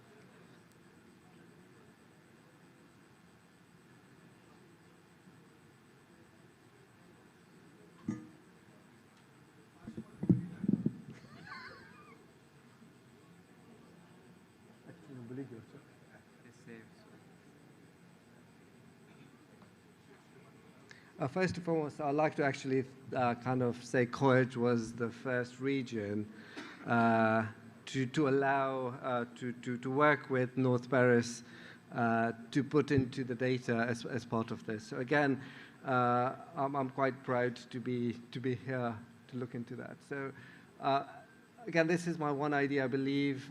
Again, unfortunately, I think I would like you to talk about what regions see because I haven't had a lot of time to look at it. So do you want to have a quick?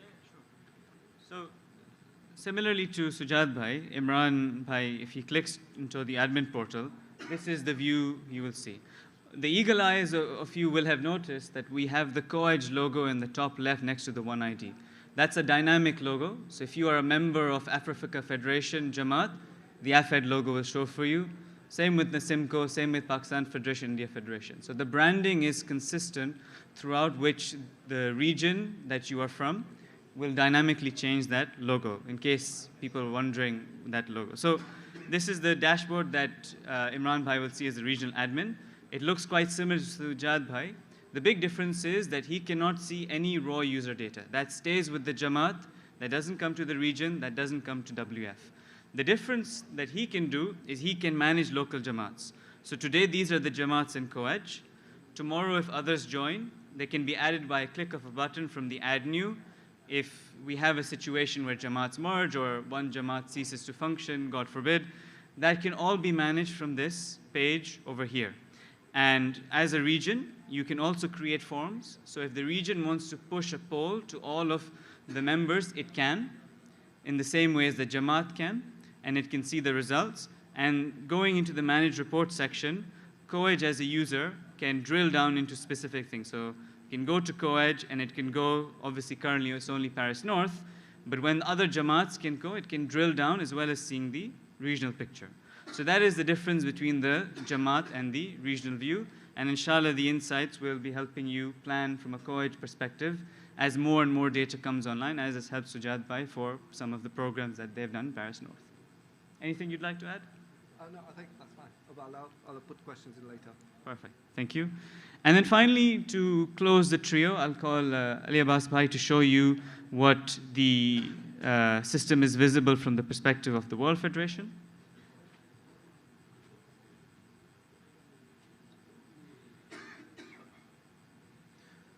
Maaf karjo, my password was so long I had to save it on his computer. Huh? You happy to show it through? Yeah. So just as Imran Bhai's portal showed you, this is my OneID account and my dashing picture. As you can see, the logos will come up. I've reported this bug already. They're fixing it. But if you go to the admin portal side of things, this is what WF can see as the global body. And the only difference between this and the region is that WF can add or remove a region, which is very rare. But the option is there should things change in the future. But also, whereas COED... No, so it will be... How can they remove the region without seeing? Yeah, so that will be, it's secure, protected, I'm told, where even if I make a change, it doesn't affect anything. Mr. Chairman, I think this is totally wrong. World Federation cannot have power to remove a region. I think there's a misunderstanding, Mohd, but I think what he's trying to say is that this tool, this electronic tool has the ability to increase or decrease membership. Of course, it cannot be done without a constitutional conference, naturally. Yeah, but it should not be there. They cannot have right. Excuse me, Chairman. How does, now there's a machine. Sorry. Chairman Sahab, જો તમારો IT department છે આમાં permission છે કે એ એક્સક્લુડ કરી નાખે તો એને થાય કે કોઈને એક્સક્લુડ કરવું છે તો એક્સક્લુડ કરી નાખે તમને ખબર ના હોય આમાં હોવું જ ના જોઈએ જેથી કાલે આ લોકોને કાઢવું હોય આ કોન્ફરન્સ કહે કે ઓકે આપણે આ મેમ્બર છ કહે કે આપણને આ નથી જોતા કે આ લોકો નીકળી ગયા હોય તો જુદો સવાલ છે પણ નહીં કે તમારો IT મેન તેને કાઢી શકે. So there should be no provision here for them to remove arbitrarily anybody. Thank you for the feedback. The two safeguards we have is, number one, we have role-based access control. So if this is the sentiment of the House, we can take that permission completely off. The second feature we have on the system is logging. So if Ali Abbas Bhai went rogue and started deleting regions, that region and the Jamaat would immediately see in the log that so-and-so has deleted the region. So we could all point fingers to him and say, why have you done this? So there are safeguards, and if this is sent to the House, we can very easily remove the power. Maafi mangu chu. I think the only difference between the WF view and the regional view is that WF can see all the regions as total data, but as you said before, we can't see the Jamaat level data. So for example, I cannot see Safdar Bhai or myself as a member of a Jamaat. All that data sits with the Jamaat. I can just see, for example, in Paris North, there are, so I can see Paris North is a member of COED, and Paris North has these many males and females, so it just helps from a strategic planning perspective, but you can only see the overall data, which he had showed before in the report section. And as he said, every action taken on this by anyone given permission is logged, so there is no way to hide from the fact of who has made that change from a security perspective. Yeah. Okay. Thank you. And with that, I'll call Sajjad. Where are you, Sajjad? To finish off the slide. So, Shahid, if you can switch us back to the PowerPoint, please. And get the video feedback on. Thank you.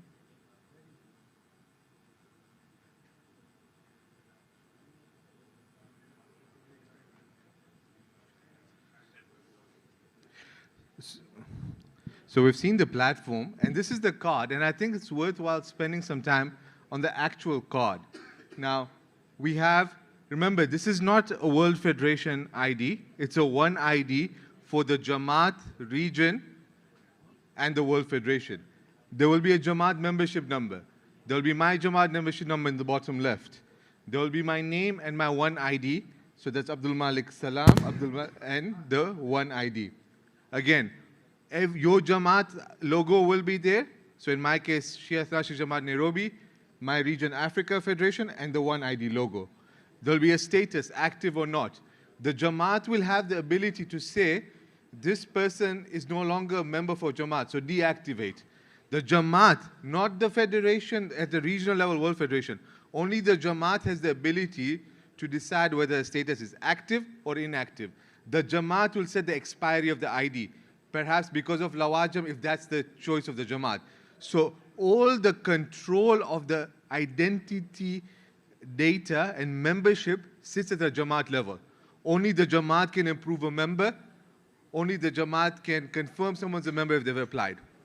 And then very, very beautifully, we've put in the geometric gold line of the Holy Kaaba representing Tawheed.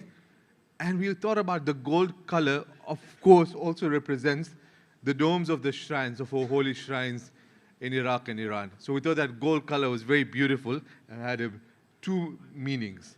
And we've tried to make it very readable, very clean, very minimal.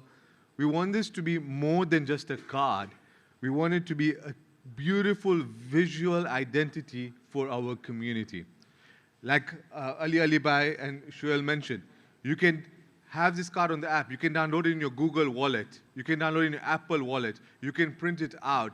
Your children will have ID cards, again, with the approval of the Jamaat. We've built it in a way that it's a global one ID for every member of this community. We're rolling out, like Ali and Shuel said, we're rolling out in the holy month of Ramadan. But we need your help. We need your help, every single one of you, to start getting us more registrations, more businesses. We didn't get enough time to showcase business adoption. But this platform has got two things: individual directories and a global business directory. You can upload your business and give offers. If you have a restaurant in Nairobi, you give it to Nairobi. If you have a global restaurant chain, inshallah, you can have offers in every Jamaat in the world. So we can sign up your businesses even today. Businesses will help us get more users. So the more businesses we get, you'll add a business, you'll add your name, you'll add, someone else will connect to your business, add themselves. Business is a great way for getting leverage on the platform. Yep. Thank you. And you know what? Businesses and offers. Right now, we want to consolidate everything. So inshallah, the team's working closely. We've set up time with every region to start rolling this out. We've spent hundreds of hours doing meetings, planning, marketing. Inshallah, we'll start in the month of the holy month of Ramadan. By the end of 2026, with your support, with the help of every single person in the room, 95% of every member of our community, inshallah, should be on this platform. Inshallah. Inshallah. Inshallah. If we get 95%, trust me, the benefits we will see, the Jamaat benefits, the Jamaat will benefit the most. The regions and the World Federation, even quite a bit because of data and planning. But the level of benefits the Jamaat will face will be immense. So we want your support, your assistance, and for that, can we please have Allah salawat ala Muhammad wa ali Muhammad.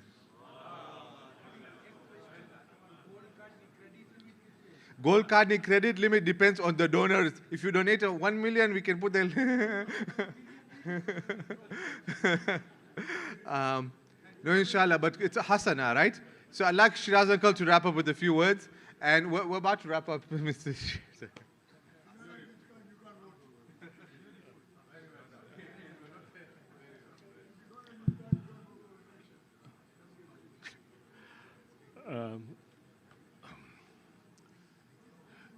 Let me share a joke with you.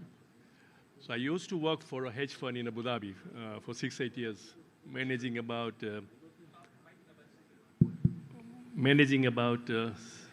probably $600-700 million. My manager, the head, is in Karachi now. So a couple of weeks ago, I talked to him and on a Zoom call, and I put my picture there, and we were talking. So he said, "Shiraz, kya ho gaya tumko? Itna buddha ho gaya tum?" So I told him, you know, kaum ka kaam. So kaum ka kaam mein buddha ho jate hum log. Kya kare hum log? So that is a reality that this project has taken us 3 years. Working day and night. My team is amazing. Safdar bhai, I am telling you, abhi team mara paas hoy ne, so I can tell you we can even run a country. Ekli smart team che, you know, I can't say enough. They have worked because the time difference from Australia all the way to Vancouver to connect everybody, different time zones, different people, federations, chairmen, secretaries, ane phone karo, ona ne phone karo. But eventually, 3 varas ma me paisa che because of the team and your support. આ project મારા માટે નથી ને મારી team માટે નથી. આ project કોમનો છે. આપણે આ ડેટા મળી જશે તો આપણું આ ફ્યુચર 2050નો જે વિઝન છે, you'll be able to base it on the data that you have, actual data. That will help you to move forward as a community. તમારા રિસોર્સિસ વેસ્ટ થાય છે. આજે આપણે મોટી મસ્જિદો બનાવીએ કે મોટા ઇમામબારા બનાવીએ પણ માણસો જવાના ના હોય, માણસો ઇન્ટરનેટમાં બધું જોતા હોય તો probably we don't need so big holes. સ્કૂલના કેટલા આપણે ખપે છે. આજે I be very honest with you કે population of our community is declining. આજે 8 છોકરા નથી, 2 છોકરા છે બધા પાસે. માન ઇન્ડિયામાં હું વાત કરતો તો ઇન્ડિયામાં એક છોકરા કરી છે બધા, because they can not afford to send the kids to school. તો એના માટે એડ્યુકેશન લોન ખપશે આપણી દીવમાં. જો તમે ખપે તમારા છોકરા ભણે તો આપણે એના માટે ફંડ કરવું પડશે. હેલ્થ આપણે જોઈ લીધા, હેલ્થ આપણી હાલત શું છે. ડાયાબિટીસ બધાને છે આજે, હાર્ટ પ્રોબ્લેમ છે. સો આપણે મૂકી દઈશું કોમને? શું કરશું? What do we do? So we need this data to plan. Otherwise, I'm telling you, we are going to vanish as a community. Humble appeal, ladies and gentlemen, support this project. Try filling everything in the forms. Let's get live now. Please, with those few words, I thank you all very much for your listening to us, and thanks a lot. God bless you. Thank you. Salam. Thank you very much. Yes. And one thing I would also add, which Shiraz Bhai may have mentioned implicitly earlier, mentioned by Sajjad Karamsi, is even Jamaats who don't have a CRM, there's a free platform for you to use for your Jamaat. So that is an added bonus as well.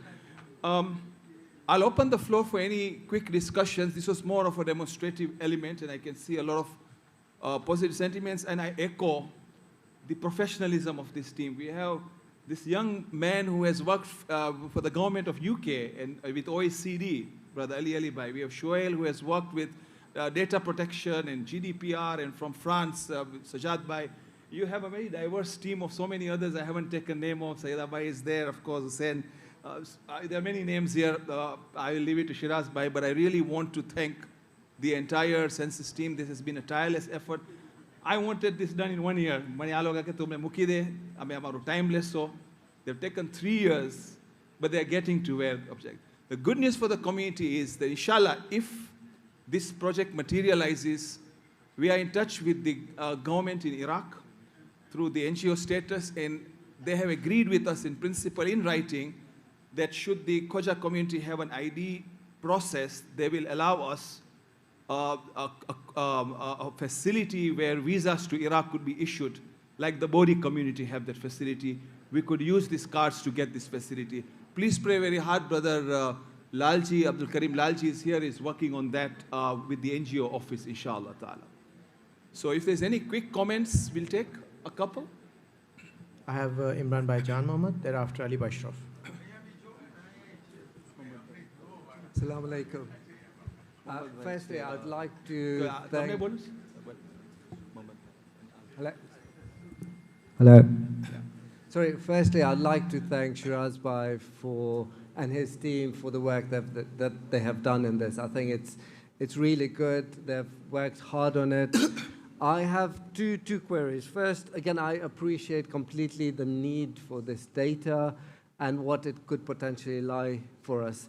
One thing I'd like to request the team to do is provide me and regional secretariats a technical document that contains what they've done towards the elements of confidentiality, GDPR, because I know you've talked about it in here. I want more specific technical information for all the secretariats in the regions who will be able to then think about the background information that is in there. So I request the team and the secretariat to provide us full details of the technical information on GDPR, on confidentiality, on data protection, where the data is stored, everything that is critical for us, because as you know, data is important, and that particular element is extremely critical for us in here. So I would strongly suggest, before we launch it fully, I think that's something that all secretariat in the regions should have that information.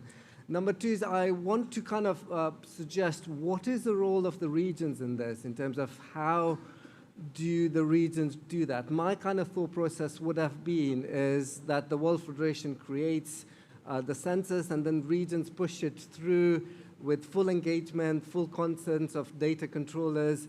But again, in this case, what do you think is the role of regions? Is just to market it and the Jamaat collects the data? I mean, I did mention it previously, and I'm just wanted so clarity in this particular case, how we handle it. And those are the two questions I have.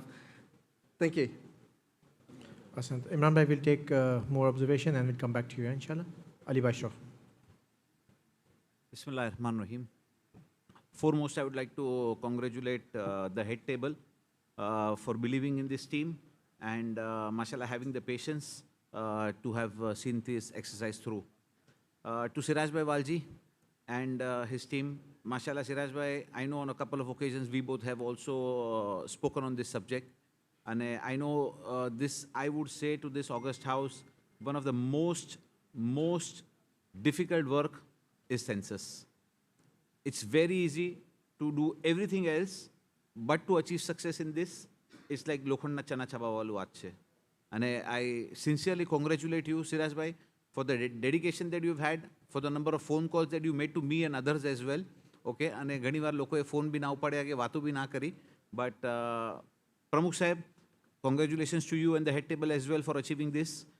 If you can pull this through with the visa of Iraq and our holy Muqaddas places, I think there will be no roadblocks in this whole exercise. And everybody will willingly participate in this. And જે economic data bhi another add કરવામાં આવ્યો છે, I think that is a phenomenal step in this direction, which should help us achieve more success, inshallah, in time to come. Thank you. Awesome. Thank you, Ali Bhai. Mohammad Bhai Jafar, Murabi Bhai. No, he's just... Chairman Saab, I think this is the one thing I've seen in all these days. Something concrete has come out. This, I remember 15 years ago, this idea was there, we must have ID, we must have ID. Because the Bora and Ismailis had their ID. Alhamdulillah, after 15 years, I think we are coming to the end of the road.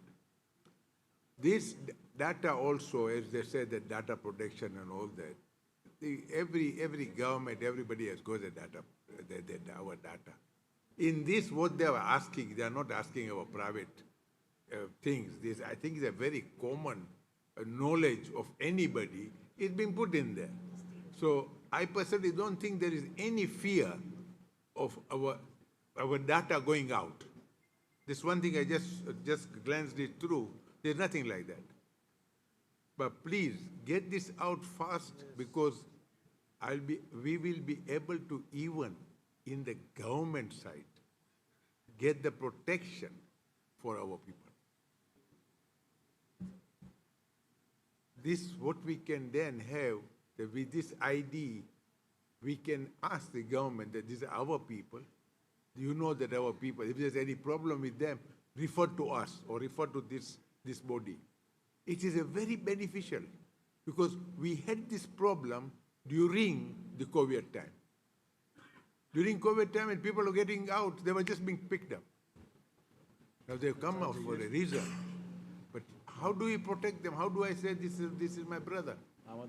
But with this card, I can say, listen, this is the card. If you see this card, please call us up. We will tell you who they are. Thank you very much, Shiraz. You have done a fantastic job.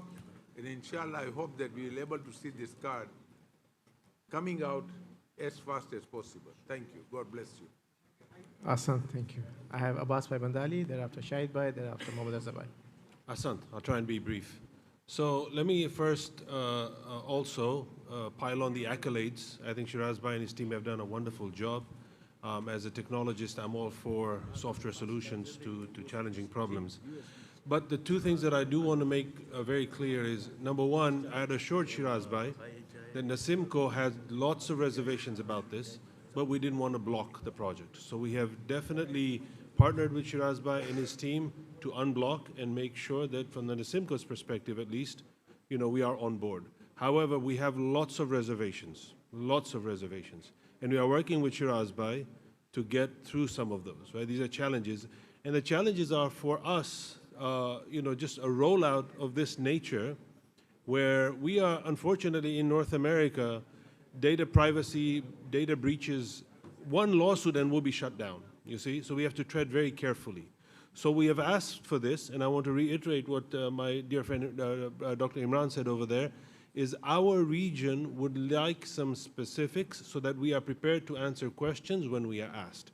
So as much as we have seen amazing breadth and depth of product features, we still are lacking a lot of technology details. And those need to be made available to us so that we can also comfortably be part of the rollout. Ahsant. Last two we have Shahid Bhai Murji and Mohammad Zabadevji. પ્રમુખ સાહેબ પહેલા તો આખી census ટીમને આપણે congratulate કરીએ છીએ. It's a fantastic project ને it is very detailed and it will help us to gate the data. ખાલી મારું એક જ હતું કે આ જે છે તમને ખબર છે ડિફરન્ટ જમાત્સની ડિફરન્ટ રિક્વાયરમેન્ટ હોય છે. તો અગર કાંઈ એડજસ્ટમેન્ટ કરવાનું હોય ઉપર નીચે એનું આપણે ખ્યાલ રાખીએ તો શું છે આ પ્રોગ્રામ છે ને યુનિફોર્મ થઈ જાય બધાય વાસ્તે.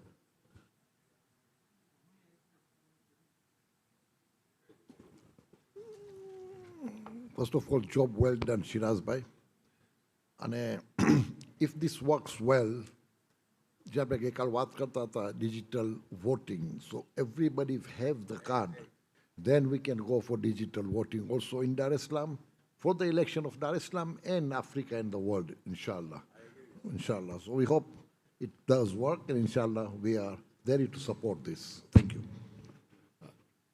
Okay, thank you very much for all your feedback. I will hand over to the, sorry, one more comment? Yeah, just last one. Very rarely muke hera comment with and em katkai jana. Very shortly, Mr. Chairman, I share the sentiments of my colleagues here and I concur. Fantastic thing. Shiraz Bhai, to you and your fantastic team, job well done. Only final request, कि जो gold card देता हो तो 50,000 minimum credit आपको. Well done, thank you.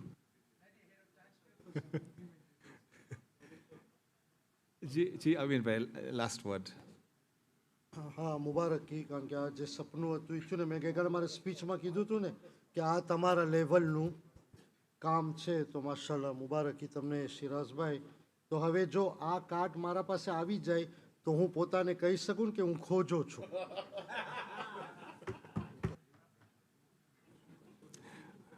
Gold કાર્ડની કેટલી કિંમત હશે તમને તમારા પર મૂકી દેશું. Can I ask the technical team to respond to the technical questions? Yeah, particularly the issue of confidentiality and GDPR and all that. Assalamu alaikum all. Thank you for your Assalamu alaikum all. Thank you very much for your words of support and encouragement. A lot of blood, sweat and tears have gone into the past 3 years. Some of us have been doing this even more than 3 years with just the idea thinking. So alhamdulillah, we are here where we are here with all of your du'as. There are a few questions. So on the privacy side of things, there's what is visible. So every website has to have a privacy policy, a terms and conditions, a cookie policy, which if you go on the website today, you can see. So that sets out exactly how the platform works and how it is in compliant with data privacy laws. So that is all clear. Terms and conditions as well sets out how the platform works, how data is processed, how it's stored. That's all set out clearly. So one thing we would be happy to do is if there are specific questions on top of the privacy policy and the terms and conditions, once the Jamaats and regions have reviewed them, we're happy to go through them in more detail to explain if anything is clear. And where there is feedback on something where you think it can be improved, we are very happy to take that on. And also the other thing I would say is we have a very active group of regional representatives where we constantly seek feedback on how to improve the platform. The second element of this is what is behind the platform to make it work, which is I think closer to your question, Imran Bhai, which is the data hosting and that kind of thing. So that we can definitely create an FAQ document which sets out in detail what the hosting structure is like. This information will be quite technical, so it will be good to work with you to work out what is the good level at which it is useful to you, but also then is explainable onwards to Jamaat. So that can be a working document that we can iterate. But I think the message is very clear that some sort of FAQ, some sort of document that sets out how all of these things were taken into account would be quite helpful. So we can take that on. On the role of the regions, we've discussed this before, but I mean, the way I look at it is every Jamaat has its own database that nobody is benefiting from, and to some extent, not even the Jamaats are benefiting from to the greatest extent. You create one ID, which allows analytics. So suddenly the Jamaat has all of this data, but they've never made a population pyramid out of it. They've never looked at birth rates. So one ID creates that for you, so that's the benefit at the Jamaat level. The region got tired asking the Jamaat for this data, especially the regions with lots of Jamaats, to build a comprehensive picture. And when they did get the data, they have to do it all over again because someone was born and now that data is out of date. So you make it live and you make it interactive, and that is the big benefit of the region, that it saves you a lot of admin work and it creates this data dashboard that you've never been able to have before in the way it is presented. So that's how I see the role of the region. On adjustments at the Jamaat level, definitely. I mean, KPSIJ can tell you, just recently we had a discussion with them. One of the reasons why we are going a bit slower with them is they told us, actually, the questions you ask on your membership form, we ask a bit more. And we need the ability that when members register and they affiliate with us, to ask these additional questions. We said, no problem, give us 2 weeks, we'll work with the developer. And because of their feedback, now any Jamaat can have these additional questions at membership. So this feedback we take, we make a future-proof solution that benefits all of the Jamaats going forward. And the way we have the contract with the developers, we have the ability to keep on doing this iterative changes to the platform to keep on improving over time. I think that covers all of the questions, so I'll hand back to the chair.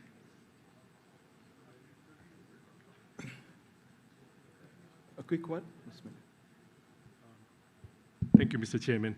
On your behalf, if you don't mind, I'd like to appreciate my team. The core team, please, can you come forward? Because you are the guys who worked so hard. Thank you. We have Ali Ali Bhai, Sohail Hassan Ali, Sajjad Karamsi, Ali Devji, Hussein Darsi, Syed Adala, and then the extended team that also helped us people abroad, Imran Sherali, Mehdi Fazal, Muhammad Rajpal, Mehboob Asaria, Shabir Ali Dina, and Sukena Rashid. So these were the extended team and the core team. Yeah, so these were all the group of people who helped us for the last 3 years. So I just wanted to thank them and thank you very much. Nare Sarwat. Allahumma salli ala Muhammad wa ali Muhammad. Really, big thank you to the team. They've been working for 3 tireless years and they still have a journey. But we are there, alhamdulillah. You know, I would strongly encourage you to go online, get registered, you'll get your card on your phone, and you'll feel the pleasure of being part of a global community, inshallah. Mohd Bhai Jafar, you're absolutely right. When it comes to crisis, we struggle collecting data. તમને યાદ હોય યમનના ક્રાઇસિસમાં પાસપોર્ટની copies ન હતી અમારા પાસે. How do you rescue a community? Sajjad Bhai went, took this some book, but till the last minute we were struggling, we didn't have information. હમણાં કુંભમાં crisis હતા, internet બંધ થઈ ગયો, આપને બધા information હતું જ નહીં. So once we have this system in place, then at least the regional federation and we have the understanding, and then obviously in that way we can rescue communities as well through the ID card. So that is a well-noted point. I think Imran Bhai's point and others have been addressed. So I think we'll close this session with one loud salawat, Muhammad wa ali Muhammad.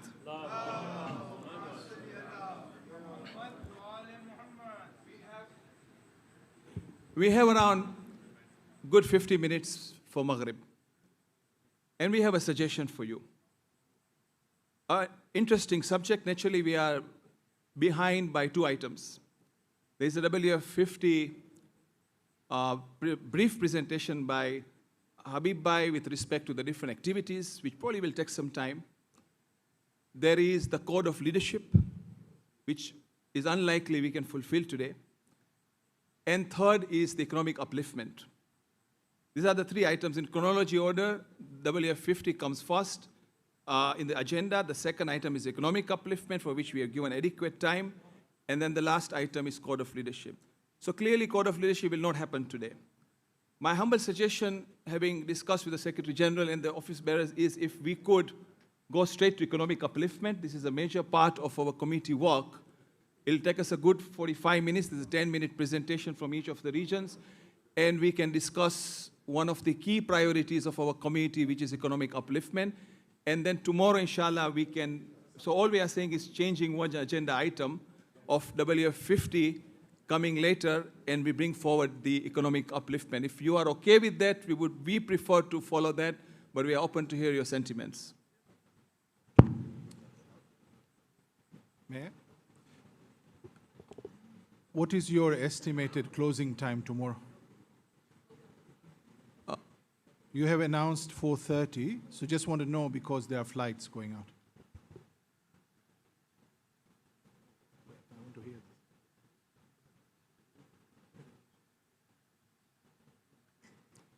So based on what the Secretary General is telling me, we expect half an hour on the WF50 and approximately 45 minutes on the Code of Leadership. So that is the time we are running short. So it is likely tomorrow will extend to probably Maghrib. Okay. So if we know that we are late in agenda, why have you put in other items which are non-agenda items? Which item are you referring to? You know better which you have put in, which is agenda. Sorry, this is a criticism because we've come here for certain agenda items. So I'm very keen given that there are flights going out. We appreciate your point, and we will do our best to make sure that there are no other additional items that come in. Obviously, we are the guests of Africa Federation Dar es Salaam, so sometimes there are requests that come. We have tried our best to manage our time, but at times we have to facilitate, like some of the things that have happened. We do appreciate it doesn't fall in the agenda, but we are guests of people, and we do our best to manage our time in that environment. I hope you will appreciate that, inshallah. Thanks. So if we would like to move to economic upliftment, which obviously is a favorite subject for many people. So if we are okay with that, I would like to move forward and give a preamble and invite Ali Bhai Shroff here to present India. Are we okay? Yeah? Brothers, yeah? Notes? Only one item I requested. If you have a etaraz, we will stick to 2050. Akil Bhai, were you there when I discussed the justification? You just came in now. We discussed why we gave the reason. We have 50 minutes left today for namaz. After Maghrib, the meeting will not continue. We have been invited for dinner. Tomorrow we come back. So we have three items need to be covered today in today's agenda. Code of Leadership, which will be difficult. There is WF50. And there is economic upliftment. We have enough time for only one of these items. So I suggested to the House that if we do economic upliftment, we get a good 50 minutes and finish that today, because WF50 is a shorter item which we can bring tomorrow. So I was only asking consensus from the House if we can move in that direction.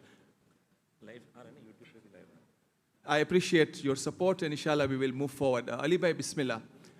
Whilst Ali Bhai is coming on the dais, I would like to mention that economic upliftment is a prime aspect of our agenda.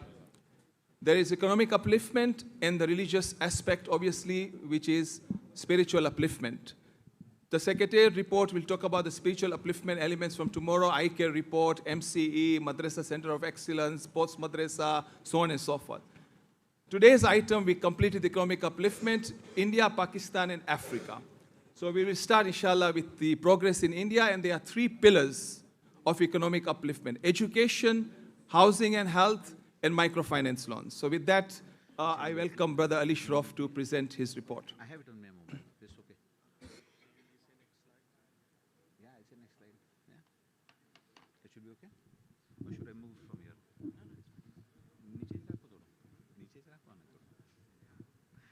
Should be okay? Yeah. أعوذ بالله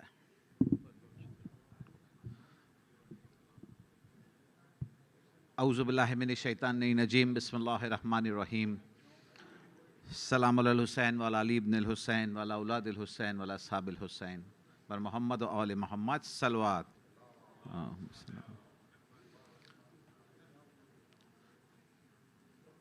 Bismillah. Ulama Karam, Honorable President, office bearers, my fellow councillors, elders, Assalamu alaikum wa rahmatullahi wa barakatuh.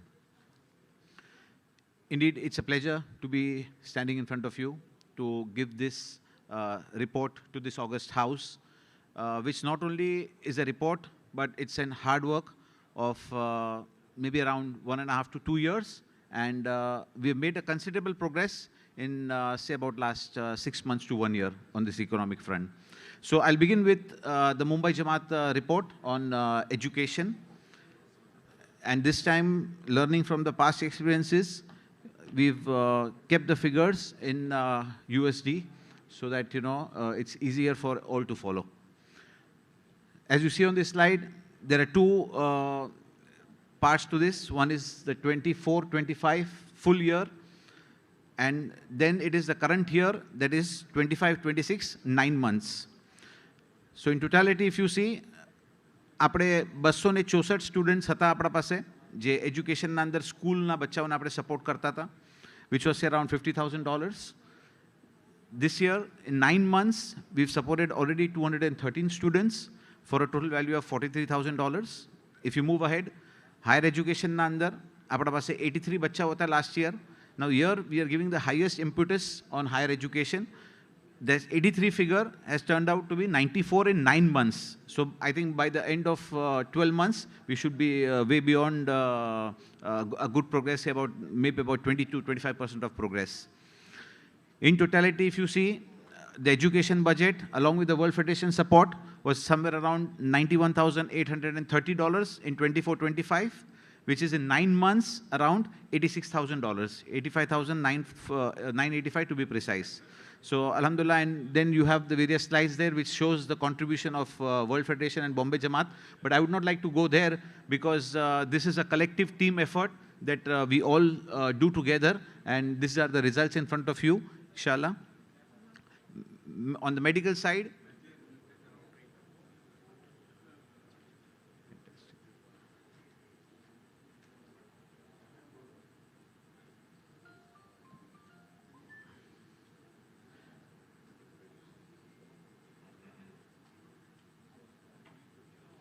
so on the medical side, we have a total budget of about $93,537.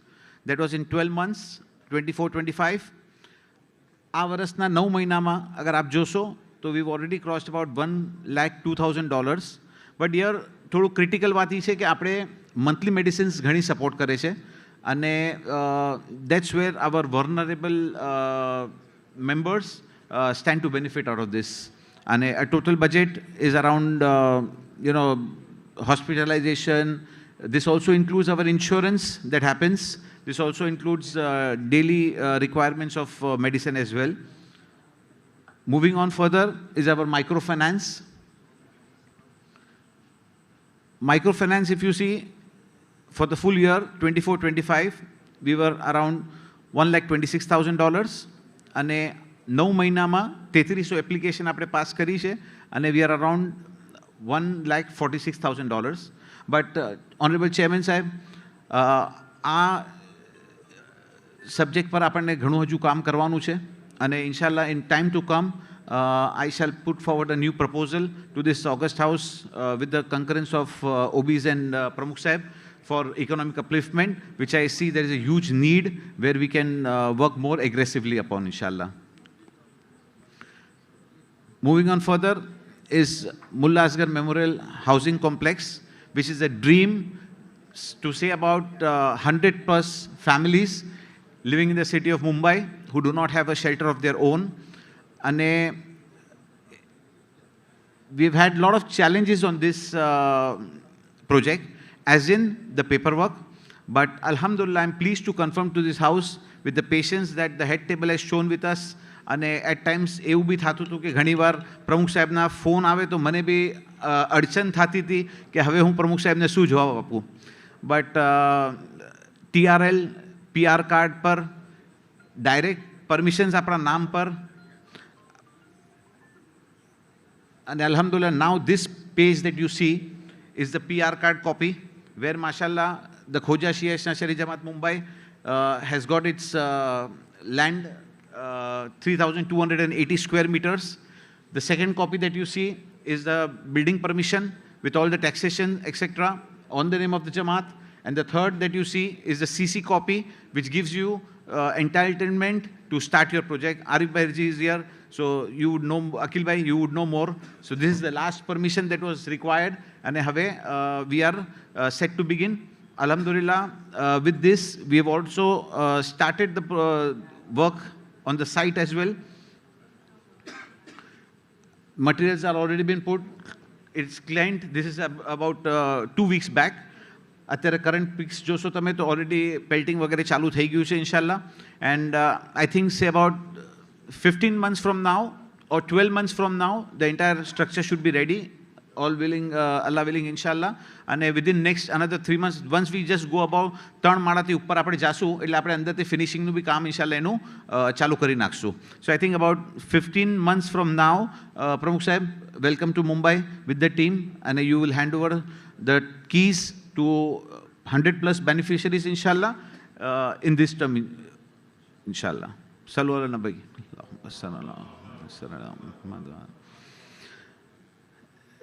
Second is our ambitious project of Hirji Bhai Allah Rakhe and Lalji Bhai Sajan Girls School.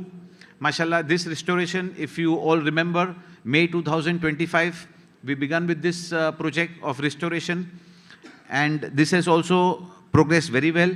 This is the dream that we see. And I think about next 5 to 6 months or maybe 4 to 5 months, you should be seeing a lot of infrastructure developed, inshallah. This was the state of the building. And આ સ્ટેટથી એના પૂરા slabs પાછા લે કરવામાં આવ્યા છે અને internally પૂરું આખું કામ નવું થયું છે માશાલ્લાહ. અને it's a full refurbished restoration that has been done now. And if you see, slabs are also laid, doors, windows, everything has been changed, mashallah. And we will see the light of the day in about next 4-5 months from now, inshallah. Dialysis daycare center and pathological center at Dongri. Now this is again a very ambitious project, which Allah subhanahu wa ta'ala gave us an opportunity, no time to achieve this. And Pramukh Sahib, આજે મને જરા બોલવા દેજો કે આ project માટે બી જ્યારે it just came to our mind, we just saw one place which was in the heart of Dongri and very close to the mosque. And believe you me, the support that comes in from the head table, especially from Pramukh Sahib and all the office bearers, is phenomenal. આ જ્યારે idea મેં પ્રમુખ સાહેબને યારે discuss કર્યું, and Pramukh Sahib said, okay, leave it with me and I'll come back to you on this. I expected possibly કે કદાચ 2 દિવસમાં 3 દિવસમાં મારે પ્રમુખ સાહેબને યાર પાછી વાત થશે અને આના અંદર આપણને આગળ જોવાનું હશે કે આને કેવી રીતે આપણે કરવાનું છે. By the way, we are buying out this property in the heart of Dongri, just next to the mosque. Okay? Pramukh Sahib મને less than half an hour, to be precise, in about 20 minutes, he called me back and he said, Ali, how fast can you deliver this project? આ ટીમના હારે કામ કરી ને જઝ્બો ઈ મળે છે, commitment ઈ મળે છે અને એન્થ્યુસિયાઝમ ઈ મળે છે કે કેટલું જલ્દી આ ડિલિવરી કરી શકશે. અને મને ઈ જ ફોન કોલમાં પ્રમુખ સાહેબે કીધું કે Ali, take this project as done અને સ્ટાર્ટ એક્વાયરિંગ ધ પ્લેસ. અને અલહમદુલિલ્લાહ, આઈ નો Dr. Hashim also doesn't acknowledge this fact that, you know, his name been announced. But Dr. Sahib, thank you very much. આપણા પ્રમુખ સાહેબે આના અંદર 50% પૂરું કોન્ટ્રીબ્યુશન આપ્યું છે. અને બીજું એક બંદે ખુદા છે જે આપણા હારે અત્યારે બેઠા છે, પણ મને રજા નથી એમનું નામ લેવાની. And he is the another 50% contributor towards acquiring of this place. Going forward, inshallah, there is a renovation also that will begin. Maybe before the month of Mahi Ramadan, we will start with that. We will take the possession around 15th of Shaban, inshallah, and we will begin with this very soon. Further to this, there are about 6 dialysis machine which is going to be put here. It's going to be a pathology lab collection center, inshallah, with a daycare inside it. And I am pleased to confirm to this August House, with your kind permission, Pramukh Sahib, the dialysis machines also that we've acquired. Can I just go ahead and give the names? Yeah, if we can also cover the other donors for the other projects at the same time. Yes, I will, inshallah. So, dialysis center na andar, we had about 6 dialysis machines to be installed, inshallah. So maybe 4 and plus another 2. So Honorable past chairman, Dr. Ahmad Hasham, has consented for 1 dialysis machine, along with our past chairman, Dr. Anwar Uncle Dharamsi. He has pledged 1 machine. And we are also thankful to collectively have supported us in our various projects. Jafar Foundation, Honorable Taqi Bhai Jafar and Sadiq Bhai Jafar, who were here this afternoon when we had offline discussion over this project. तो मैंने कहा कि भाई अली आप बे machine जे बचे छे हमारा करी नाख. Then we did वजू અને और बरकत થઈ नमाज पढ़ा तो પછી મને કહે કે બીજા જે 4 માં જે બીજા 2 મશીન બી છે એ બી અમારા કરી નાખ. So collectively mashallah Jafar Foundation has pledged 4 machines. Ahmad Bhai Hasham has Dr. Saib has pledged 1 machine towards that, and Anwar Bhai Dharamsi has pledged 1 machine. So alhamdulillah, with this I think all our 6 machines of dialysis centers are done. But Muhammad wa ali Muhammad salawat. In school also, to acquire the ground floor, Imam Hassan Foundation, through World Federation, Pramukh Sahib has played a very big role in getting Imam Hassan Foundation on board. Alhamdulillah, we've already bought that premises also. The money is on the way. We are paying it, and the possession has already been taken of that property as well. The Jafar Foundation, mashallah, has supported our school renovation project as well. So that also was entirely funded from ground floor to the terrace. Entire funding is done by Jafar Foundation for our Hirji Bhai Allah Rakhe Lalji Bhai Sajan girls school as well. Moving further, this is how your dialysis center is going to look like, inshallah. So we have about 4 and plus 2, 6 beds there with a pathology center and daycare unit inside it. And this is how we intend to make it. This is the total cost of the whole project, and this includes renovation plus acquiring of the property as well. Huh? Yeah, so this is, and the landlord of this building is Khoja Shia Isna Shari Jamaat Mumbai. Here I would also like to thank Honorable President Suhail Bhai Burani, my brother Abbas Bhai Virani, and India Federation to have always believed in Bombay Jamaat and have stood by me rock solid, and alhamdulillah we've achieved all this together. Here you see this is the Palghar graveyard. Now Palghar is a place where we have our housing project coming up. જ્યાં માશાલ્લાહ આપણે આ 100 apartment બનાવી રહ્યા છે. વहाँ આપણા પાસે એક કબ્રસ્તાન બી છે. હવે જ્યારે આપણી કમ્યુનિટીમાં વસી જશે ત્યારે આપણને આ કબ્રસ્તાનને બી ડેવલપ કરવાનું છે. So alhamdulillah, for this project as well, we had the opportunity of Mohammad Jafar Bhai Murabbi to have visited us twice to Mumbai in about last 3 months or so. And alhamdulillah, Murabbi no bહુ વધારે support રહ્યો છે. This whole project of Ghusl Khana, Ladies Condolence Hall, Gents Condolence Hall is fully funded by Honorable Mohammad Jafar Bhai.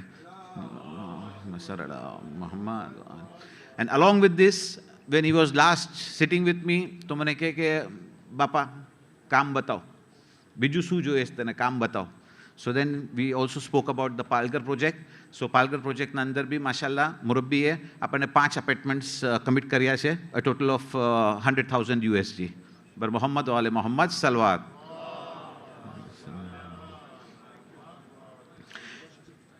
Yes. So now, last 2 minutes I will take for this August house, and a few things. Now, figures, all these things, I leave aside. I'm talking with my heart. મેં જે commitment અત્યારે જોઈ રહ્યો છું આ August હાઉસના અંદર, અને જે સપોર્ટ ઓનરેબલ પ્રેસિડેન્ટ સફદરભાઈ જાફર પાસેથી મળી રહ્યો છે, અને જે હિસાબે કામ ડિલિવરી થઈ રહ્યું છે, I think not only the Mumbai community, but the global community is also very thankful to you, Pramukh Sahib, for all your support. And he's always been very humble, not only him, but his entire team. I was so shocked. Hamna, before ExCo, I see that, they have presented a paper on SOP of elections. They have, come up with this Dubai registration and so many other things that go on. But Sister Farah as well, the legal compliance team, matlab, at no point, any box, there is no, everything is tick box, absolutely. Sister Farah also, legal compliance, the amount of cooperation that we receive. Within 48 hours, okay, legal compliance team है, आ पूरू documentation, अने M नहीं कि खाली जावा दे छे, પણ એક નાની વસ્તુઓ પૂછે છે, રેકોર્ડ કરે છે. MOUs have been done, signatures have been obtained from us also. They understand every technicality. But Pramukh Sahib, I must say, you have a vibrant team.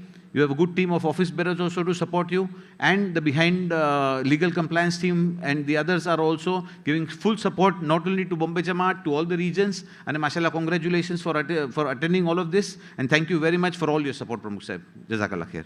Thank you. Thank you very much. Whilst Mohsin, you can come because I'm conscious of time. We also have to give time to Africa Federation's housing project as well. And we're going to finish by namaz. Before I thank Ali Bhai, I also want to mention that there are other projects that have not been covered that India Federation is embarking upon. There is a housing project in Talaja, there is a housing project in Sihor, and there is a housing and a community project in Ahmedabad. There is a community project in Vardoda, and there is also a community project in Wapi. So there's a lot happening in India right now. Inshallah, at the next ExCo, which will be in India in August, we would humbly invite all of you to come so that you can see for yourself a lot of work that is happening through India Federation and a lot of support we have from India Federation. And it's not only that, Ali Bhai always praises us, praises all due to Allah, but I always say money is easier to give than delivering. You need people to deliver. It's not easy. I mean, when I look at housing projects, and I look at Akil Bhai's work here, it takes a lot of time. When we look at the work that we did in Palga, it took such a long time to get 102 units. But the initiation of it working out is really appreciated. So let us recite salawat ala Muhammad wa ali Muhammad. Our donors have been mentioned. Jaffer Family Foundation, tremendous support. Mohammad Bhai Jaffer this time went to India. 2 commitments he made instantaneously. Housing for Palgar as well as the Kabristan. Imam Hassan Foundation, tremendous support. And last but not least, both the past presidents of the World Federation, Ahmad Bhai Hassan personally and Anwar Bhai Dharamsi. So all these tremendous donors have enabled and facilitated all this work, alhamdulillah. So we swiftly move to Pakistan, and you'll have strictly 10 minutes. Okay, there's a lot happening, but I will leave it to you. I know you can do it. So at 9 minutes, I need a reminder. Somebody put it. Time starts now. Bismillah ar-Rahman ar-Rahim. Assalamu alaikum to everybody, all my brothers and sisters, all the respected guests. Very nice to see you. First of all, before I start, thank you very much to the Dar es Salaam Jamaat. Alhamdulillah, it's been very nicely hosted, very hospitable. Thank you very, very much. And also to FED for all the support in organizing. Thank you very, very much. It's a pleasure to be here. I've come to Dar es Salaam after a very long time, so amazing, amazing. Okay, let's move towards the economic upliftment in Pakistan that's been happening in the last few months. I think when we are presenting economic upliftment, it is also always the mixed feelings. Feel happy that we are blessed. Allah has blessed us to help and support so many people. But also it feels sad that being a very small community, we're still struggling with economic upliftment and welfare. So we need to really work hard. We are working hard, but I think a lot of more hard work needs to go to really get our community out of this hopeful, handout situation. First of all, again, as we said, we've got 3 pillars to economic upliftment. In fact, 4. So we've got the education, we've got microfinance and welfare, we've got health, and we've got housing. So we go one by one. The whole idea for WF is working through ParkFed and other agencies to ensure that we are helping maximum people as possible and bring them out of this situation. First one is the Ansar project. So WF is working very closely with the Karachi Jamaat in terms of supporting lots of families. Now the Ansar project is a project where families are adopting other families, and World Federation is contributing to a lot of money to help these families come out of this, of the economic crisis that they are in. You know how Pakistan has been in the last few years, where the cost of living has really gone up, the inflation has been really high. So there's a lot of support from the WF to the tune of around £18,000, and they have a monthly budget which is going from WF all to Karachi Jamaat, where the families are supported on an individual level. Moving on to the next one, the patient welfare support. Now, these are the welfare activities that WF is carrying out with the Karachi Jamaat, and this is through Fatimiyya Hospital. a lot of patient welfare. Now, approximately we have every month a donation from WF going to Fatimiyya Hospital to the tune of around $7,000. $6,000 is for our community, $1,000 is for a greater community, and that support tunes up to around $72,000 to $75,000 in the entire year. Apart from that, it is not only the numbers which is very important, it is actually focusing on enhancing the quality care. So just solving the problem is not really important, but WF is tied up with Fatimiyya Hospital and working on enhancing the quality of the services given to make sure that we are going on the right direction. As you all know, Fatimiyya Hospital is expanding. We'll talk about it later. But WF is not only playing an important role in the welfare support, it is also supporting in the quality upgrading of the hospital. I'm trying to keep it fast, Sabtabhai, and yeah? If I'm missing something, please help in. Microfinance. Now, this is a critical one. I think welfare, okay, there'll always be some percentage which will always need some welfare. Mostly just on the health side, you want to mention the other health projects, or you bring it later? I'm going to bring it later. Okay. So I've just got section by section, yeah? So it's just easier. Going on to microfinance, I think this is a critical one. I think there's always going to be a certain percentage which will always need welfare, and that is going to be our support always, but it is very, very important to economically uplift people so that they come out of the welfare side. And with the microfinance strategy, Alhamdulillah, working with Hedri Benevolent Trust, World Federation, has supported a lot of families who are now coming out of their situation. They have been given soft loans. These are interest-free loans, and it is used for recycling. The Hedri HBT is doing a good job in terms of recovering that money. It's around 96% recovery rate, and that encourages the donors at WF level to try and pump in more money to help people with soft loans to set up their businesses. These are small businesses, and mashallah, this cycle is going better and better, and it's created a lot of positive impetus in the community level, given a lot of people self-confidence. I think that is one of the biggest jobs we need to do as an organization, not only just give money, but to give them the confidence to fight on their own. Moving on to education. Now, education-wise, there was a commitment by Safdar Bhai, by the World Federation in the last term to ensure that no Khoja child goes uneducated because of a lack of funds. And alhamdulillah, we are very proud to say that this target has been achieved, working very closely with Fatimiyya's education network, supporting a lot of students in the schools. We've got more than 800 students or 900 students being supported on a monthly basis by WF, which is a lot of investment towards their growth, but it's helping a lot of the families, ensuring the child stays educated. Not only on that level, but WF is supporting Fatimiyya Girls College, Boys College, also towards the higher education. So I think WF is heavily invested in Pakistan through the Fatimiyya Education Network, and not only that, but working with 16, 17 other agencies to ensure that the challenge of education is definitely fulfilled, and there's no child from our community for sure, but even from greater community, because education is one of the most important pillars for our community to move forward. Safdar Bhai, I'm just keeping it sharp, yeah? So please.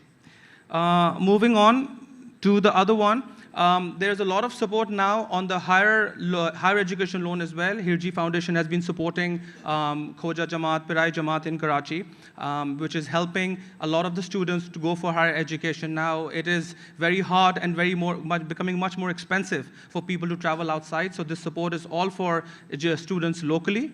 But the whole idea is to ensure that any child who wants to study is supported by our organizations, and WF is playing a very important role aligning with all the donors, especially Hirji Foundation has done a lot of work with that in supporting our students over there. We move on to health. Now health, we've got 3 major projects that World Federation has been involved in. The first one is Sehatmand Jamaat. Now Karachi Jamaat, Pirai Jamaat has come up with a novel concept of community-based insurance. What is happening is that we are insuring the entire families for a very small sum. There are 3 different costs per annum, $70, $125, and $175. That's for the entire annum. This is a community-based insurance. So what is happening is we are insuring the entire families, and family members up to the age of 85 are also there, which is a big game changer because many insurance companies will not insure people above 60 or 75. So to be able to negotiate with the insurance companies and to get this benefit going is really helping a lot of, instead of giving a monthly donation towards healthcare, this insurance is helping quite a few families and is really being a game changer on the ground. WF has partnered with Karachi Jamaat on this one and has contributed around $65,000 at this moment, and inshallah, as this is first year of the family-based insurance in terms of such a big age range. Inshallah, if this project is successful, it's going to be more and more investment from WF, and the whole idea is to ensure that this becomes sustainable as we move forward. Moving on to the other one, which is Fatimiyya Hospital. Now, WF has invested a lot of money in Fatimiyya Hospital in two ways. As you all know, Fatimiyya Hospital is a 130-bed hospital, which is now growing to 250-bedded hospital. There's 55 to 60,000 square feet of new construction, which is going on, inshallah, which will be completed in 2026. And hopefully towards the last part of 26, the new wing of Fatimiyya Hospital will be opened. Along with that, there's also a purchase of a plot next to Fatimiyya Hospital, which is added on 1,400 square feet 1,400 square yards to the entire plot. So now it's approximately 4,500 square yards where Fatimiyya Hospital is based in the heart of Karachi, where majority of our population lives. WF has partnering very closely. They have invested into a complete floor to the tune of $750,000. And also, there was $300,000, 75 rupees, I think 75 crore rupees, but you know what I mean. And has also contributed $100,000 toward the plot purchase. So again, WF is not only contributing towards the growth, the expansion, but focusing a lot on investing into quality care. We have also been very blessed, Fatimiyya Hospital has been blessed by the Jaffer Family Foundation, who've donated $700,000 worth of an MRI with LFT. So thank you, Taqi Bhai, for that as well, and the Jaffer Family Foundation. WF is partnering closely with Jaffer Family Foundation as well to ensure that the healthcare is done better and better. We are getting consultants over, supported by WF to ensure that the quality of our healthcare and our services improves. Moving on to, this is some of the extension going on. The green building is where the new 50,000 square feet is being added up in Fatimiyya Hospital.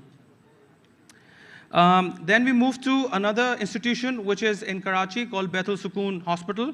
Now, Baitul Sukoon is a Khoja-run, Khoja-managed hospital based in Karachi. WF is closely collaborating with them. This is an entirely free cancer hospital based in 1999, and now in 2025, it's a 75-bedded, state-of-the-art free cancer hospital. This is probably the only free cancer hospital in Pakistan. There are some other hospitals as well, but they do charge a few for money as well. But this is completely free. Khoja run, Khoja managed, and I think we are very proud as an institution at WF to have such institutions running in Karachi, and we are collaborating with them.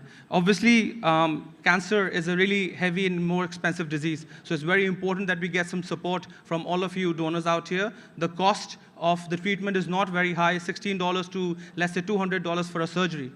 Now, for women, breast cancer, and for men, prostate cancer. These are the most common types of cancers, which is an extremely, extremely expensive, let's say, disease to take care of. And Baitul Sukoon is tying up and doing an amazing job on ground for this. We have some brochures to share with you. WF has invested before, and inshallah will collaborate more and more closely as we grow forward towards this. But I will inshallah share some details with you, and whoever is interested, please get some more information. Taqi Bhai Jaffer of the Jaffer Family Foundation is on the board of trustees. Mr. Jamil Yusuf, he's also a very well-renowned social worker in Pakistan, working closely on the Baitul Sukoon side.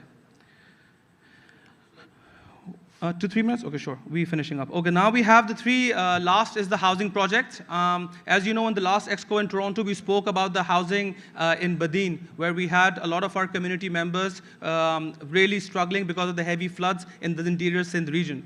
So what we have done is we have now, alhamdulillah, gone a long way. WF is supported, and we are building around 32 new homes for our Khoja families, 16 for now in phase 1, and 16 to follow. And inshallah, when this is done, we will look to create some more housing for people in Badin. That has been supported, again, by our amazing donors. Ahmed Uncle Hashim has been one of the biggest supporters here for building that housing. Thank you, Ahmed Uncle, for all your support and for all your help. But WF is working on the Sadat and the Khoja colony as well. So we've got both the Khoja happening and the greater community, which is the Sadat housing happening over there. Inshallah, that project will be completed by the end of this year or early next year. And as we move forward, we will create some more opportunity for housing over there. These are some of the pictures of already the work that's started. And inshallah, by the end of this year or maybe early next year, we will be in a position to hand those houses over. Swiftly, the last 2 points, housing again. So we know, as you know, we've been partnering with Bagh-e-Zara Welfare Trust. Bagh-e-Zara Welfare Trust is handing out house loans. Now, these are house loans for the immediate need. Not everybody can build a house, so right now, these loans are being handed out to our community members. This is a 3-way partnership between Bagh-e-Zara Welfare Trust, House of Habib, and World Federation, each contributing $1 million each.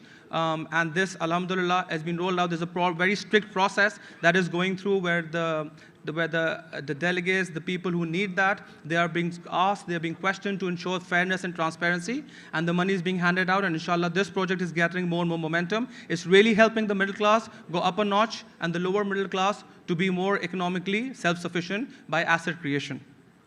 Finally, the way forward, we're talking about this, as Safdar Bhai mentioned, this 36-acre land which has been donated by, alhamdulillah, one of the donors for $3.1 million. I think, guys, this really is the game changer.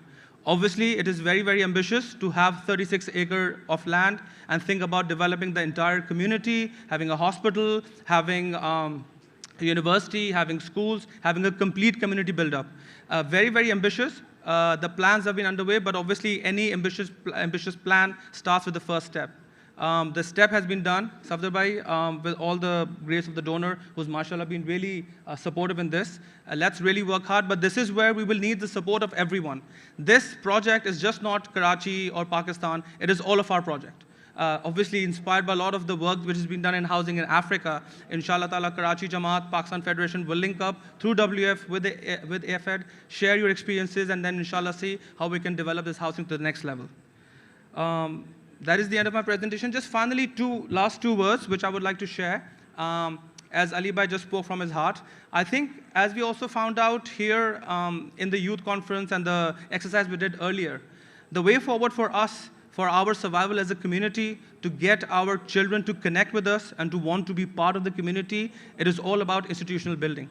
I think we cannot stress enough how the next 20, 30, 35 years are so important for us that we move on from supporting on small level welfare to actually creating institutions. Be it Fatimiyya Hospital in Pakistan, be it the amazing projects which are done in India, in Africa. This is where the future lies for us. And the best way of tabligh is through these institutions. To have the institution in the name of our Prophet Muhammad and his Ahl Bayt, and then to have the quality of that institution happen, that is the best way of tabligh, not only for our community, but for our greater community and humanity as well. So I think that is one thing, Safdar Bhai, we should definitely be working on as a team. I think the youth also mentioned a lot about connectivity. So this is all about the future. Pakistan Jamaat, Karachi Jamaat is working really hard on creating those institutions. Alhamdulillah, we are blessed to have Fatimiyya Hospital by our seniors, Fatimiyya Education Network, Fatimiyya Sports Center, Alhamdulillah going towards Fatimiyya International University, and WF is very closely working with them. But this is a request from me, from WF, from all of us as a community to ensure that we start investing in institutions, and inshallah in 30, 40 years, we'll see a game changer for all of us, inshallah. Thank you very much for your time. I know it's a bit late, but any questions, please do let me know. Thank you. Yeah, we'll come to observations after the third presentation, yeah? I kept it short. Thank you so much. We appreciate you. 11 minutes and 30 seconds, but that's a good job. 1 minute and 30 seconds ahead, but really appreciate you. Obviously, appreciation to all the work of Pakistan Federation, of Pirai Jamaat, of Badin, part of Pakistan Federation, and Mohsin playing a phenomenal role. I will acknowledge everybody in the end, inshallah. Zahid Bhai is here, Asghar Bhai here. Really, it's a beautiful team working with, you feel doing more and more. Same thing with India Federation. The support that we have received from Suhail Bhai is phenomenal. The support from Council of Gujarat also, from Nihal Bhai Burani and his team has been excellent. Of course, we just heard Mumbai Jamaat and it's tremendous. It's moving in a beautiful way. And inshallah today, and I'm glad this came up positively, that as part of the economic upliftment, although Africa is self-sufficient in doing it on its own without coming to the kitty of the WF so far, it is important to get a holistic picture. And I'm very pleased to now invite Shabir Bhai Najafi to present the economic upliftment agenda of Africa Federation with particular focus on housing, I believe.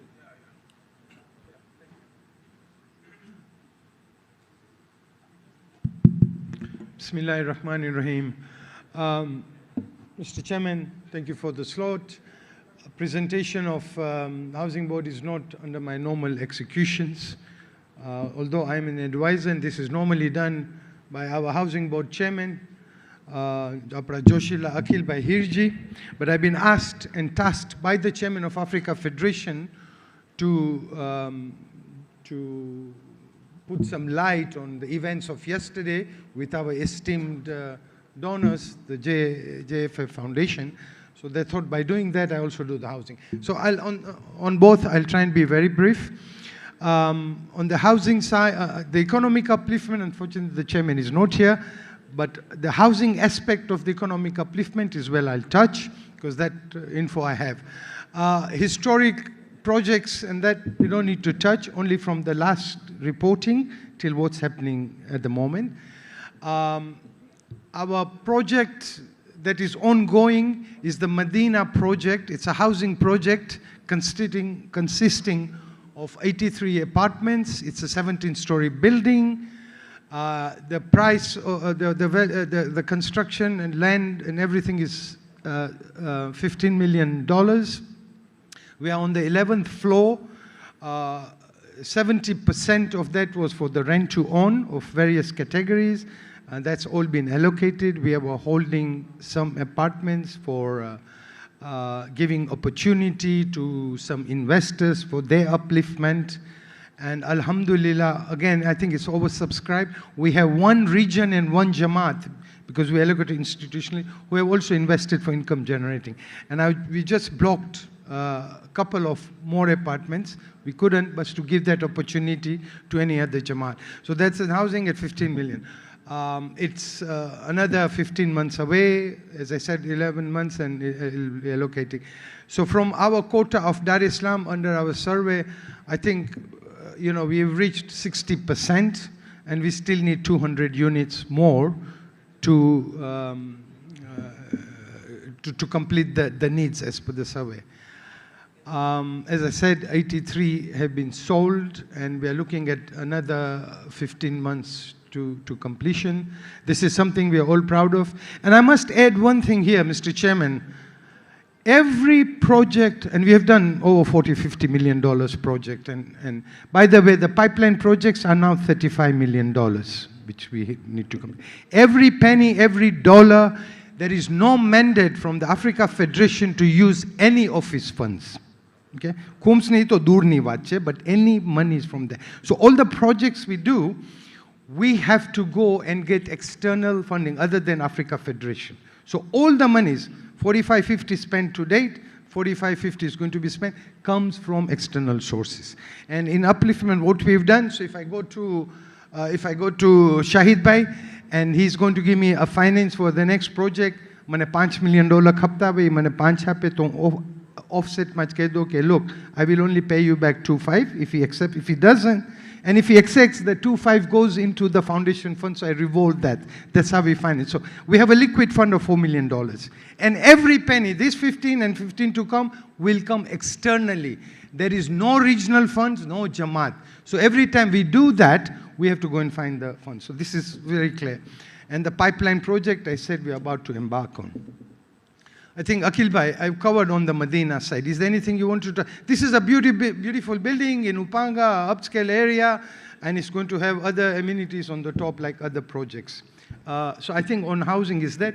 We will release that later on. What I'm doing, I'm actually had a very tiring night and this, so I'm giving you what I can, but if there are any questions, super project. The other projects that are going to be in pipeline are about 150 more apartments in 110J Amnath areas. So that's on the housing.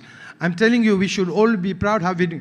When we say Africa is doing, it's all of us. That's how we get the monies to do it. And if we can all do it like that, but no money from regions. So every time you source.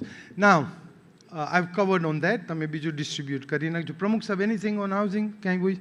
This is something, Mohammed Bhai, we all have to be proud. We're embarking on Kampala, a $6 million project. Mombasa, another $6 million project, બધું આવશે. So that will be reported nextly. Now, Mr. Chairman, we had some, I would say, embarrassment and something not very pleasant that happened. I think I'll just, and I'll be short and I'll try and make it in through, I've done the fastest possible.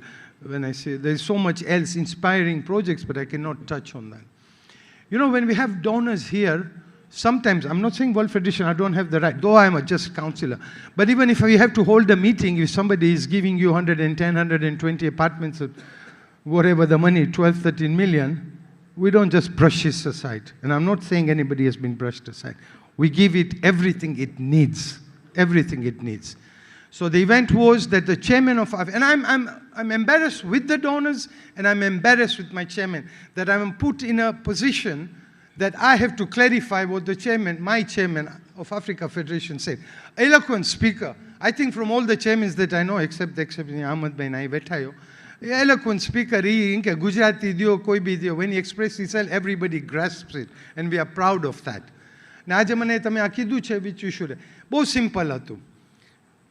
Actually શાઇનનું થઈ ગયું હતું. બીજું ભાઈઓ આજે બહુ જ વસ્તુ અહીંયા આવે છે. બિફોર વર્લ્ડ ફેડરેશન, આફ્રિકા ફેડરેશનમાં મરચા ઉડે, હું અહીંયા જ બધું ક્લિયર કરી નાખું છું.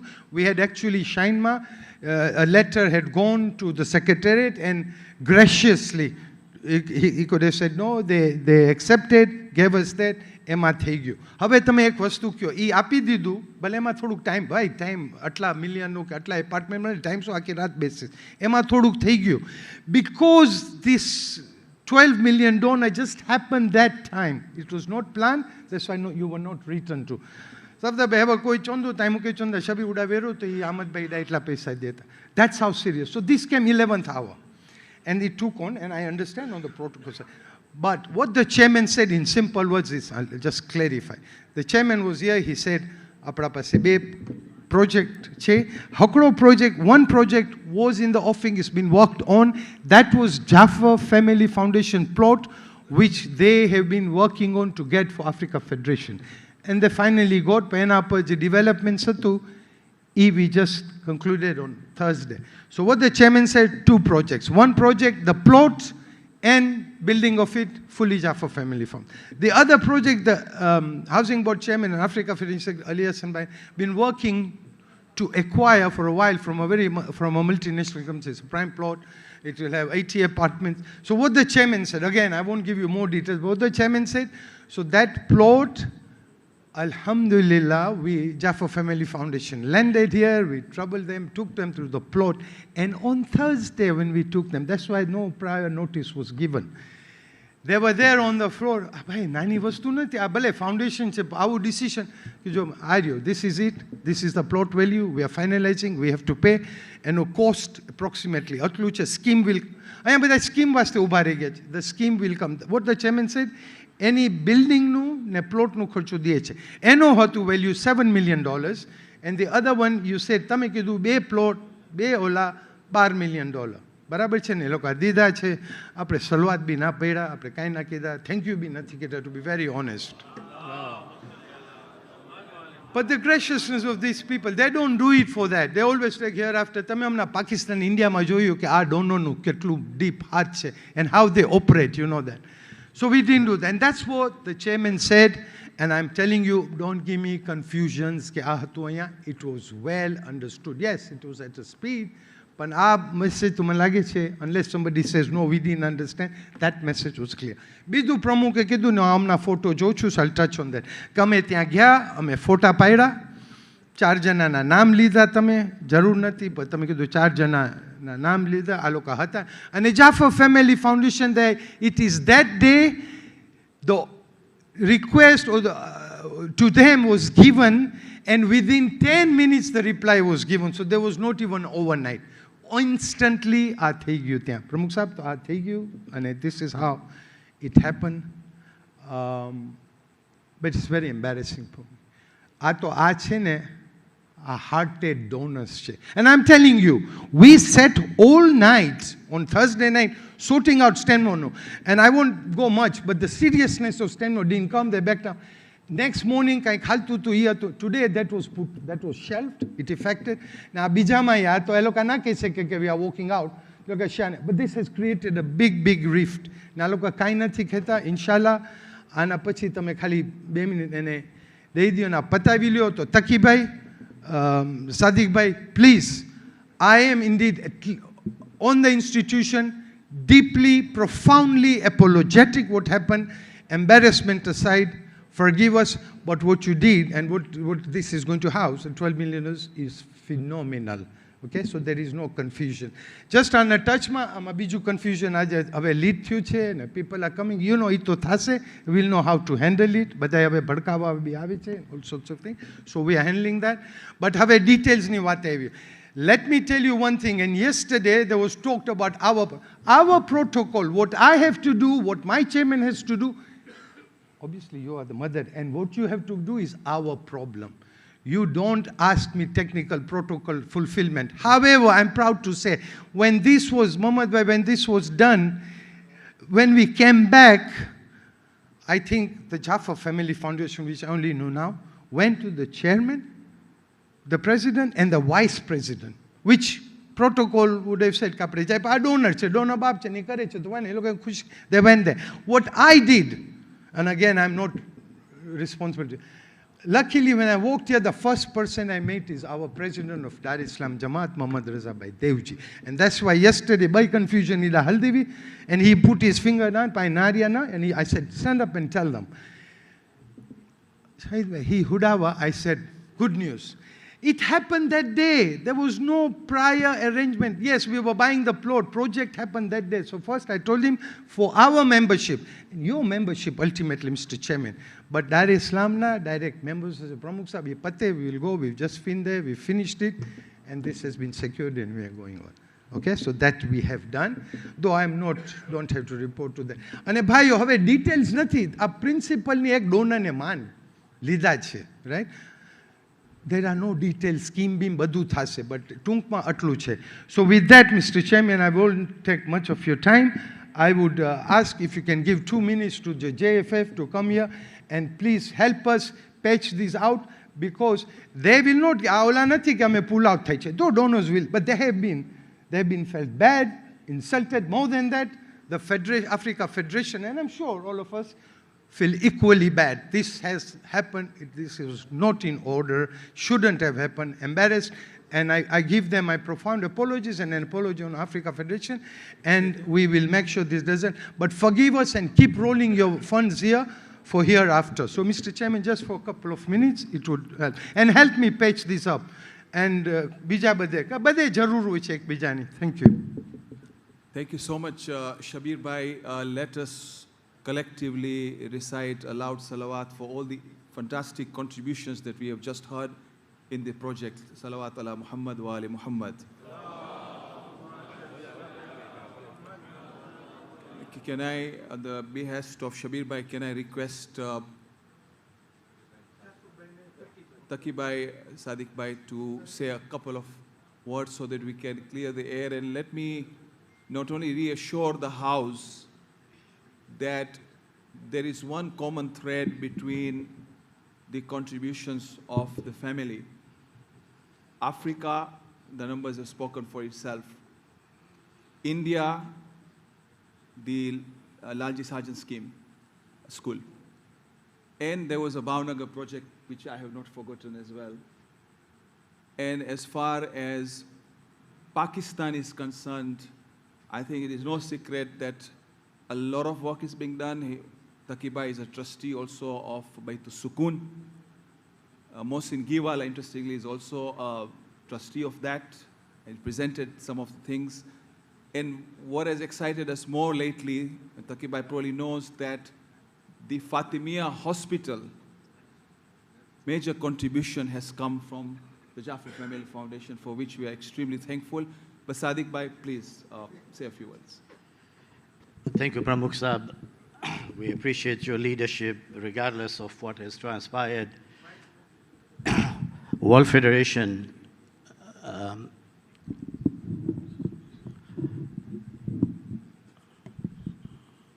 the World Federation exists to serve, and so we are very cognizant of this.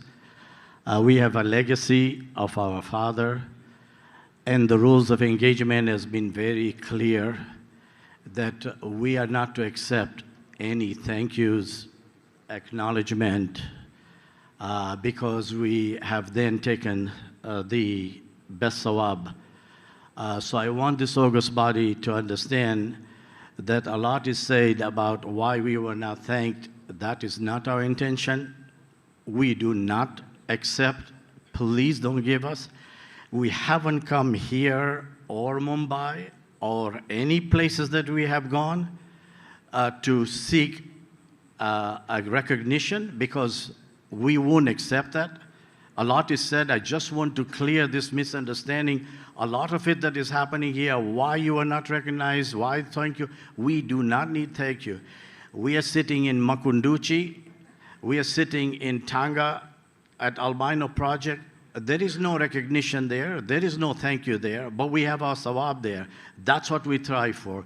This is a mandate given by the soul that is sitting over here, you know. And so we have to be very respectful of that. And there should not be, we urge you, do not, you know, thank us, because we are trading this for the sawab that we are doing. We haven't done the community a favor. Allah has bestowed this great ni'mah on us. It is an amanat. This is not any favor to any community member worldwide. We're just discharging our responsibility. And with permission, since the soul is over here, I can't but take this moment to enlighten this august body. And when Marhum, before he dies, he says, I have 3 rules for you, my son. What are these 3 rules? He says, the first rule, you need to be very careful. Money in your pocket, you are safe. Money in your head, that is takabbur. It is denounced in the Quran. It is in every religion, from Judaism to Christian to Muslim. Please do not be arrogant. We saw Saddam, we saw Gaddafi, and you're Donald Trump. I said, okay. Rule number 2, oh my sons, I don't want you to be the richest millionaire in the cemetery.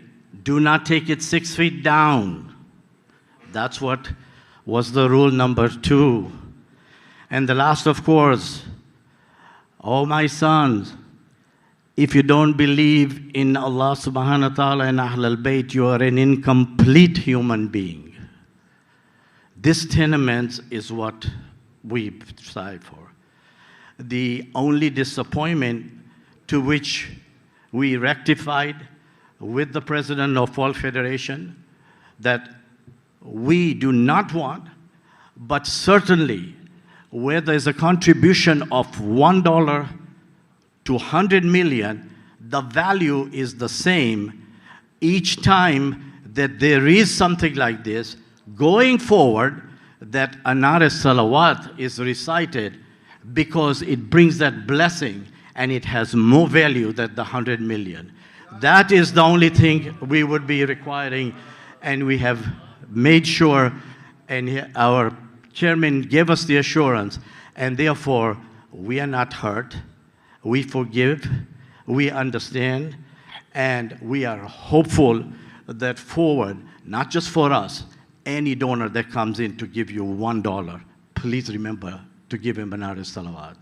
Jazakallah khair. Allahumma salli ala Muhammad wa ali Muhammad.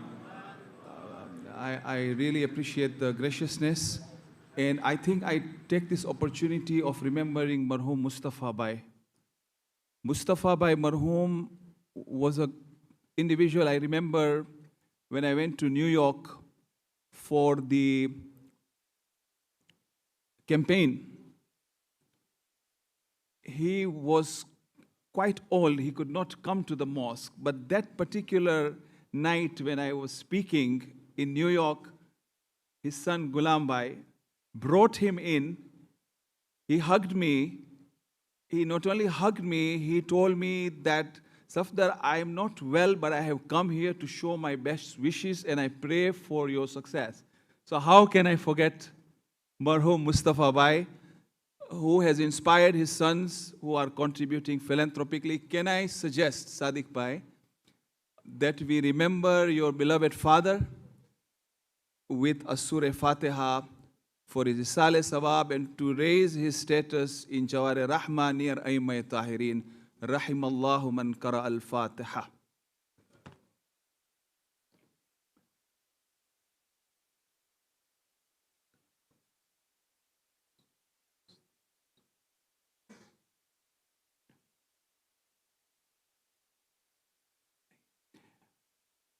I also distinctly recall that I used to be in the holy city of Bibi during those days when Mehfil Abul Fadl Abbas was there, and his love for the Ahlul Bayt goes without saying. We have how many minutes? Around 15 minutes maximum. So observations from the floor on the wider economic upliftment. Any observations, any comments, questions?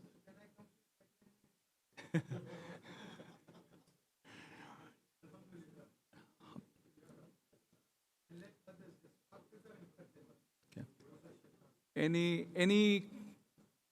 questions from any table? Pakistan Federation, Zahid Bhai, I know you have a flight. I feel so sorry because Zahid Bhai is leaving. Zahid Bhai has played a tremendous role in Pakistan, and probably you should say a couple of words before he takes, because he's leaving tonight. You want to add anything to the economic upliftment or any other subject on this matter? I'll be there tomorrow morning also in the Oh, first session. fantastic. Alhamdulillah. So I'll leave 12 noon, so I'll make it. Jazakallah. Bless you, Asant. Akil Bhai. Bismillahir Rahmanir Rahim. First, I would like to appreciate and congratulate India Federation, India Ali Shroff, for very well done. One thing I want to note about Pakistan, where I have really been convinced and appreciate what they are doing for the village. That is a very good model, and inshallah we will sit with your permission, we will sit with Pakistan committee of the housing, and we will study that, and we might in Africa look into this very seriously, because the time has come that we need to divert our housing scheme, and similar to what Pakistan is doing, we might look into that, and I would like to congratulate that. Mohsin, are you around? Mohsin, you need to be here. We are discussing. Akil Bhai is proposing that as the Pakistan develops the village, there is a request for collaboration, because there is a thinking to potentially do something similar in somewhere in Africa or equivalent. So Akil Bhai has a tremendous experience in housing, as we know. And my humble suggestion also to you and your team is to utilize his skill set and vice versa. And same thing I would say for India as well, that let us collaboratively work together. I think one thing that has come out of all challenges, a good thing comes out, is that if we put our heads together, support each other, sky is the limit for this community. So there is tremendous experience here, there. Let's move forward. So he was basically. When I was making the presentation, that's exactly what I said. I think this is a mega project. It is not a Karachi project or a Pakistan project. It's a community project. So we need to make sure that we collaborate and we discuss. Sorry. Yeah, you can finish, then we can go. So this is very, very important that it has to be taken as a community project. And this is what I was talking about, the institutions. It is not Fatimiyya Hospital, Karachi, or Dar es Salaam. ठीक है, वो individual cities हैं, but that doesn't mean that I cannot own a project in Dar es Salaam. It is as much as mine as any members is Pakistani project. This is what we need to be doing about institutions. All of us as a community own them. So this is a great opportunity, this 36-acre, to really collaborate and do some serious work, and inshallah, really make this the game changer. That's where the youth will really get connected to us as well. Inshallah.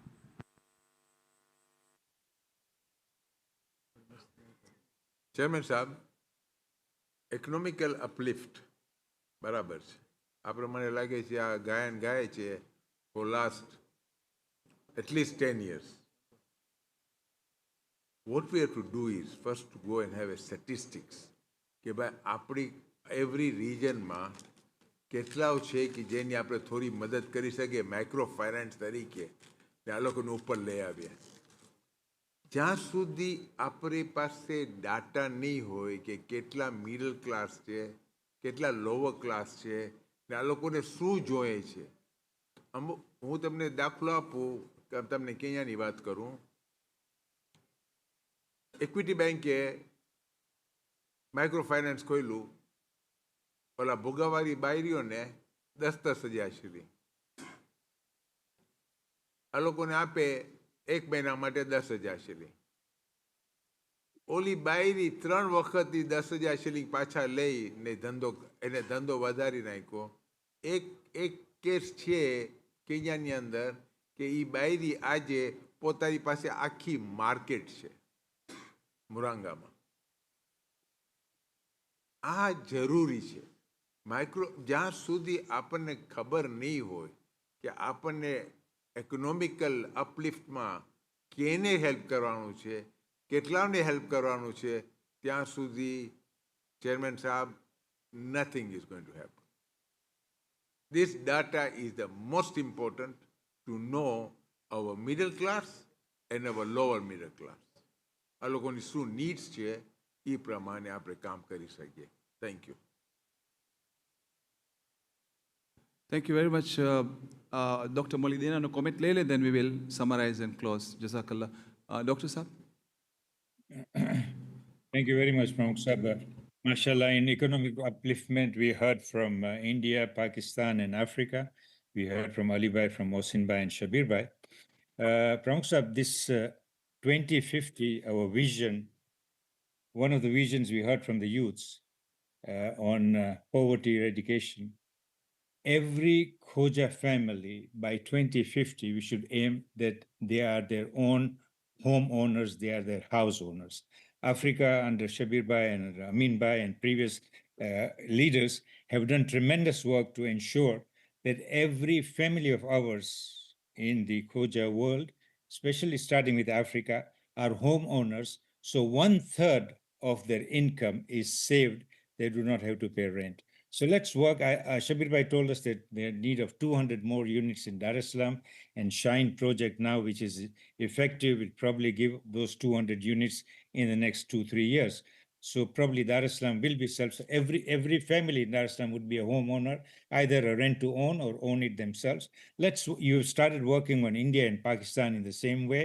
Let's work that at least India, Pakistan, Africa, by 2050, every family of ours is a homeowner by themselves. And then we start looking at, with Abbas Bhai Bandali and with Arif Bhai, in Europe, in America, how we can assist our people who are graduates coming out from university, how they would be able to be assisted in buying a home, even under mortgage. And Alhamdulillah, thank you very much for all this work, Africa, India, and Pakistan. And inshallah, we work towards our goal of making every Khoja family of ours a homeowner by 2050, inshallah. Thank you. Thank you very much. I'll provide a closing comments. Murabi Muhammad Bhai Jafar has mentioned something that is extremely critical. And as part of the 3 pillars, education, housing, and microfinance loans, that becomes fundamentally important for self-sufficiency. As we say, don't keep giving people the fish, allow them how to catch the fish. We have had success through the Executive Council. When you are there, I recall in Karachi, in terms of economic upliftment loans that were given, $2,000 to $3,000, because the amounts are lower there. Alhamdulillah, that has enabled many families to be uplifted. But of course, it is not enough. We need to do more. In India, we heard Ali Bhai mentioning the Mumbai scheme over there, the Unnati scheme, that is helping uplift people as well. We have challenges, Murabi. One of the challenges is recovery rate, because you need to run it professionally. Typically, what has happened in the past is some of these projects have been successful when the recovery rate is more than 90%. The current rate in Karachi on those loans are almost 95%. However, the recovery rate in other areas are lower.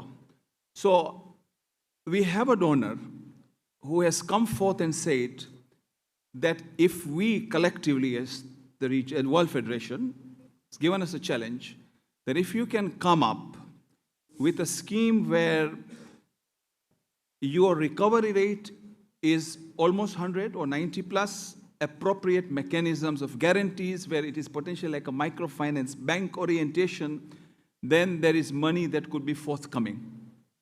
The reason I raise this is the Secretary General knows that the donor has been knocking on our doors not only for the Khoja community, but he also wants to do it for the wider Bilal community as well. My humble suggestion to all the three regions, I'm not referring to the Europeans one because alhamdulillah, as Dr. Modina said, that's the next level. For now, they need more for sure. Is if you can come up with a solid proposal which ensures that it's run professionally with governance, accountability, and the recovery rate is high, we can raise more funds in this area. I humbly suggest all three regions to come. Recently, I was in Talaja in India, and they have set up a cooperative bank where all community members contribute, and they've started giving out small loans to a businessman. So it's an important point, and I appreciate it, and I think we need to work more on that. Inshallah. The other thing that I wanted to also mention is Dr. Mouladina's point about aspiration of owning houses. Ali Bhai Gokal, you have heard that loud and clear, so the 2050 vision team is there.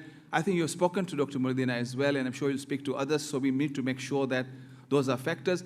Alhamdulillah, I'm ending with a very positive note that economically there is a lot of work that is going on.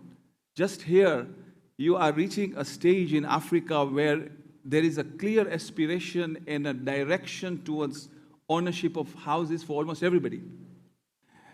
In India, approximately 200 units are being built as we speak. In Pakistan, 400 units, plus the new projects. So we are a community that is moving. We can move much faster if we work collectively together, and with the spirit that I have seen in the last couple of hours gives me tremendous confidence that inshallah we will achieve our objectives, because we have only one goal, and that is the pleasure of Allah and keep the Imam of our Zaman happy, inshallah. So with that, I would like to conclude today's session. The Secretary General has told me that we'll close the session, but I will give him the last words to discuss the next steps, and tomorrow, inshallah. Wassalamu alaikum wa rahmatullahi wa barakatuh. Alaikum salam.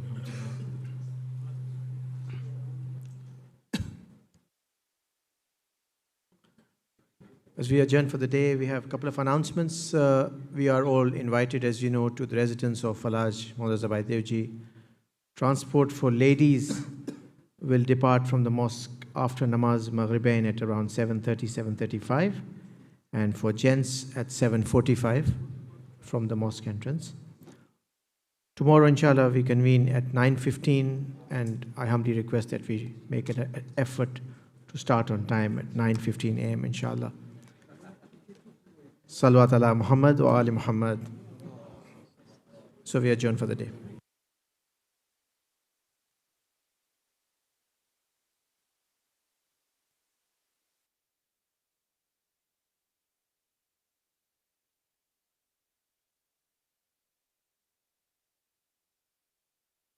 Recording stopped.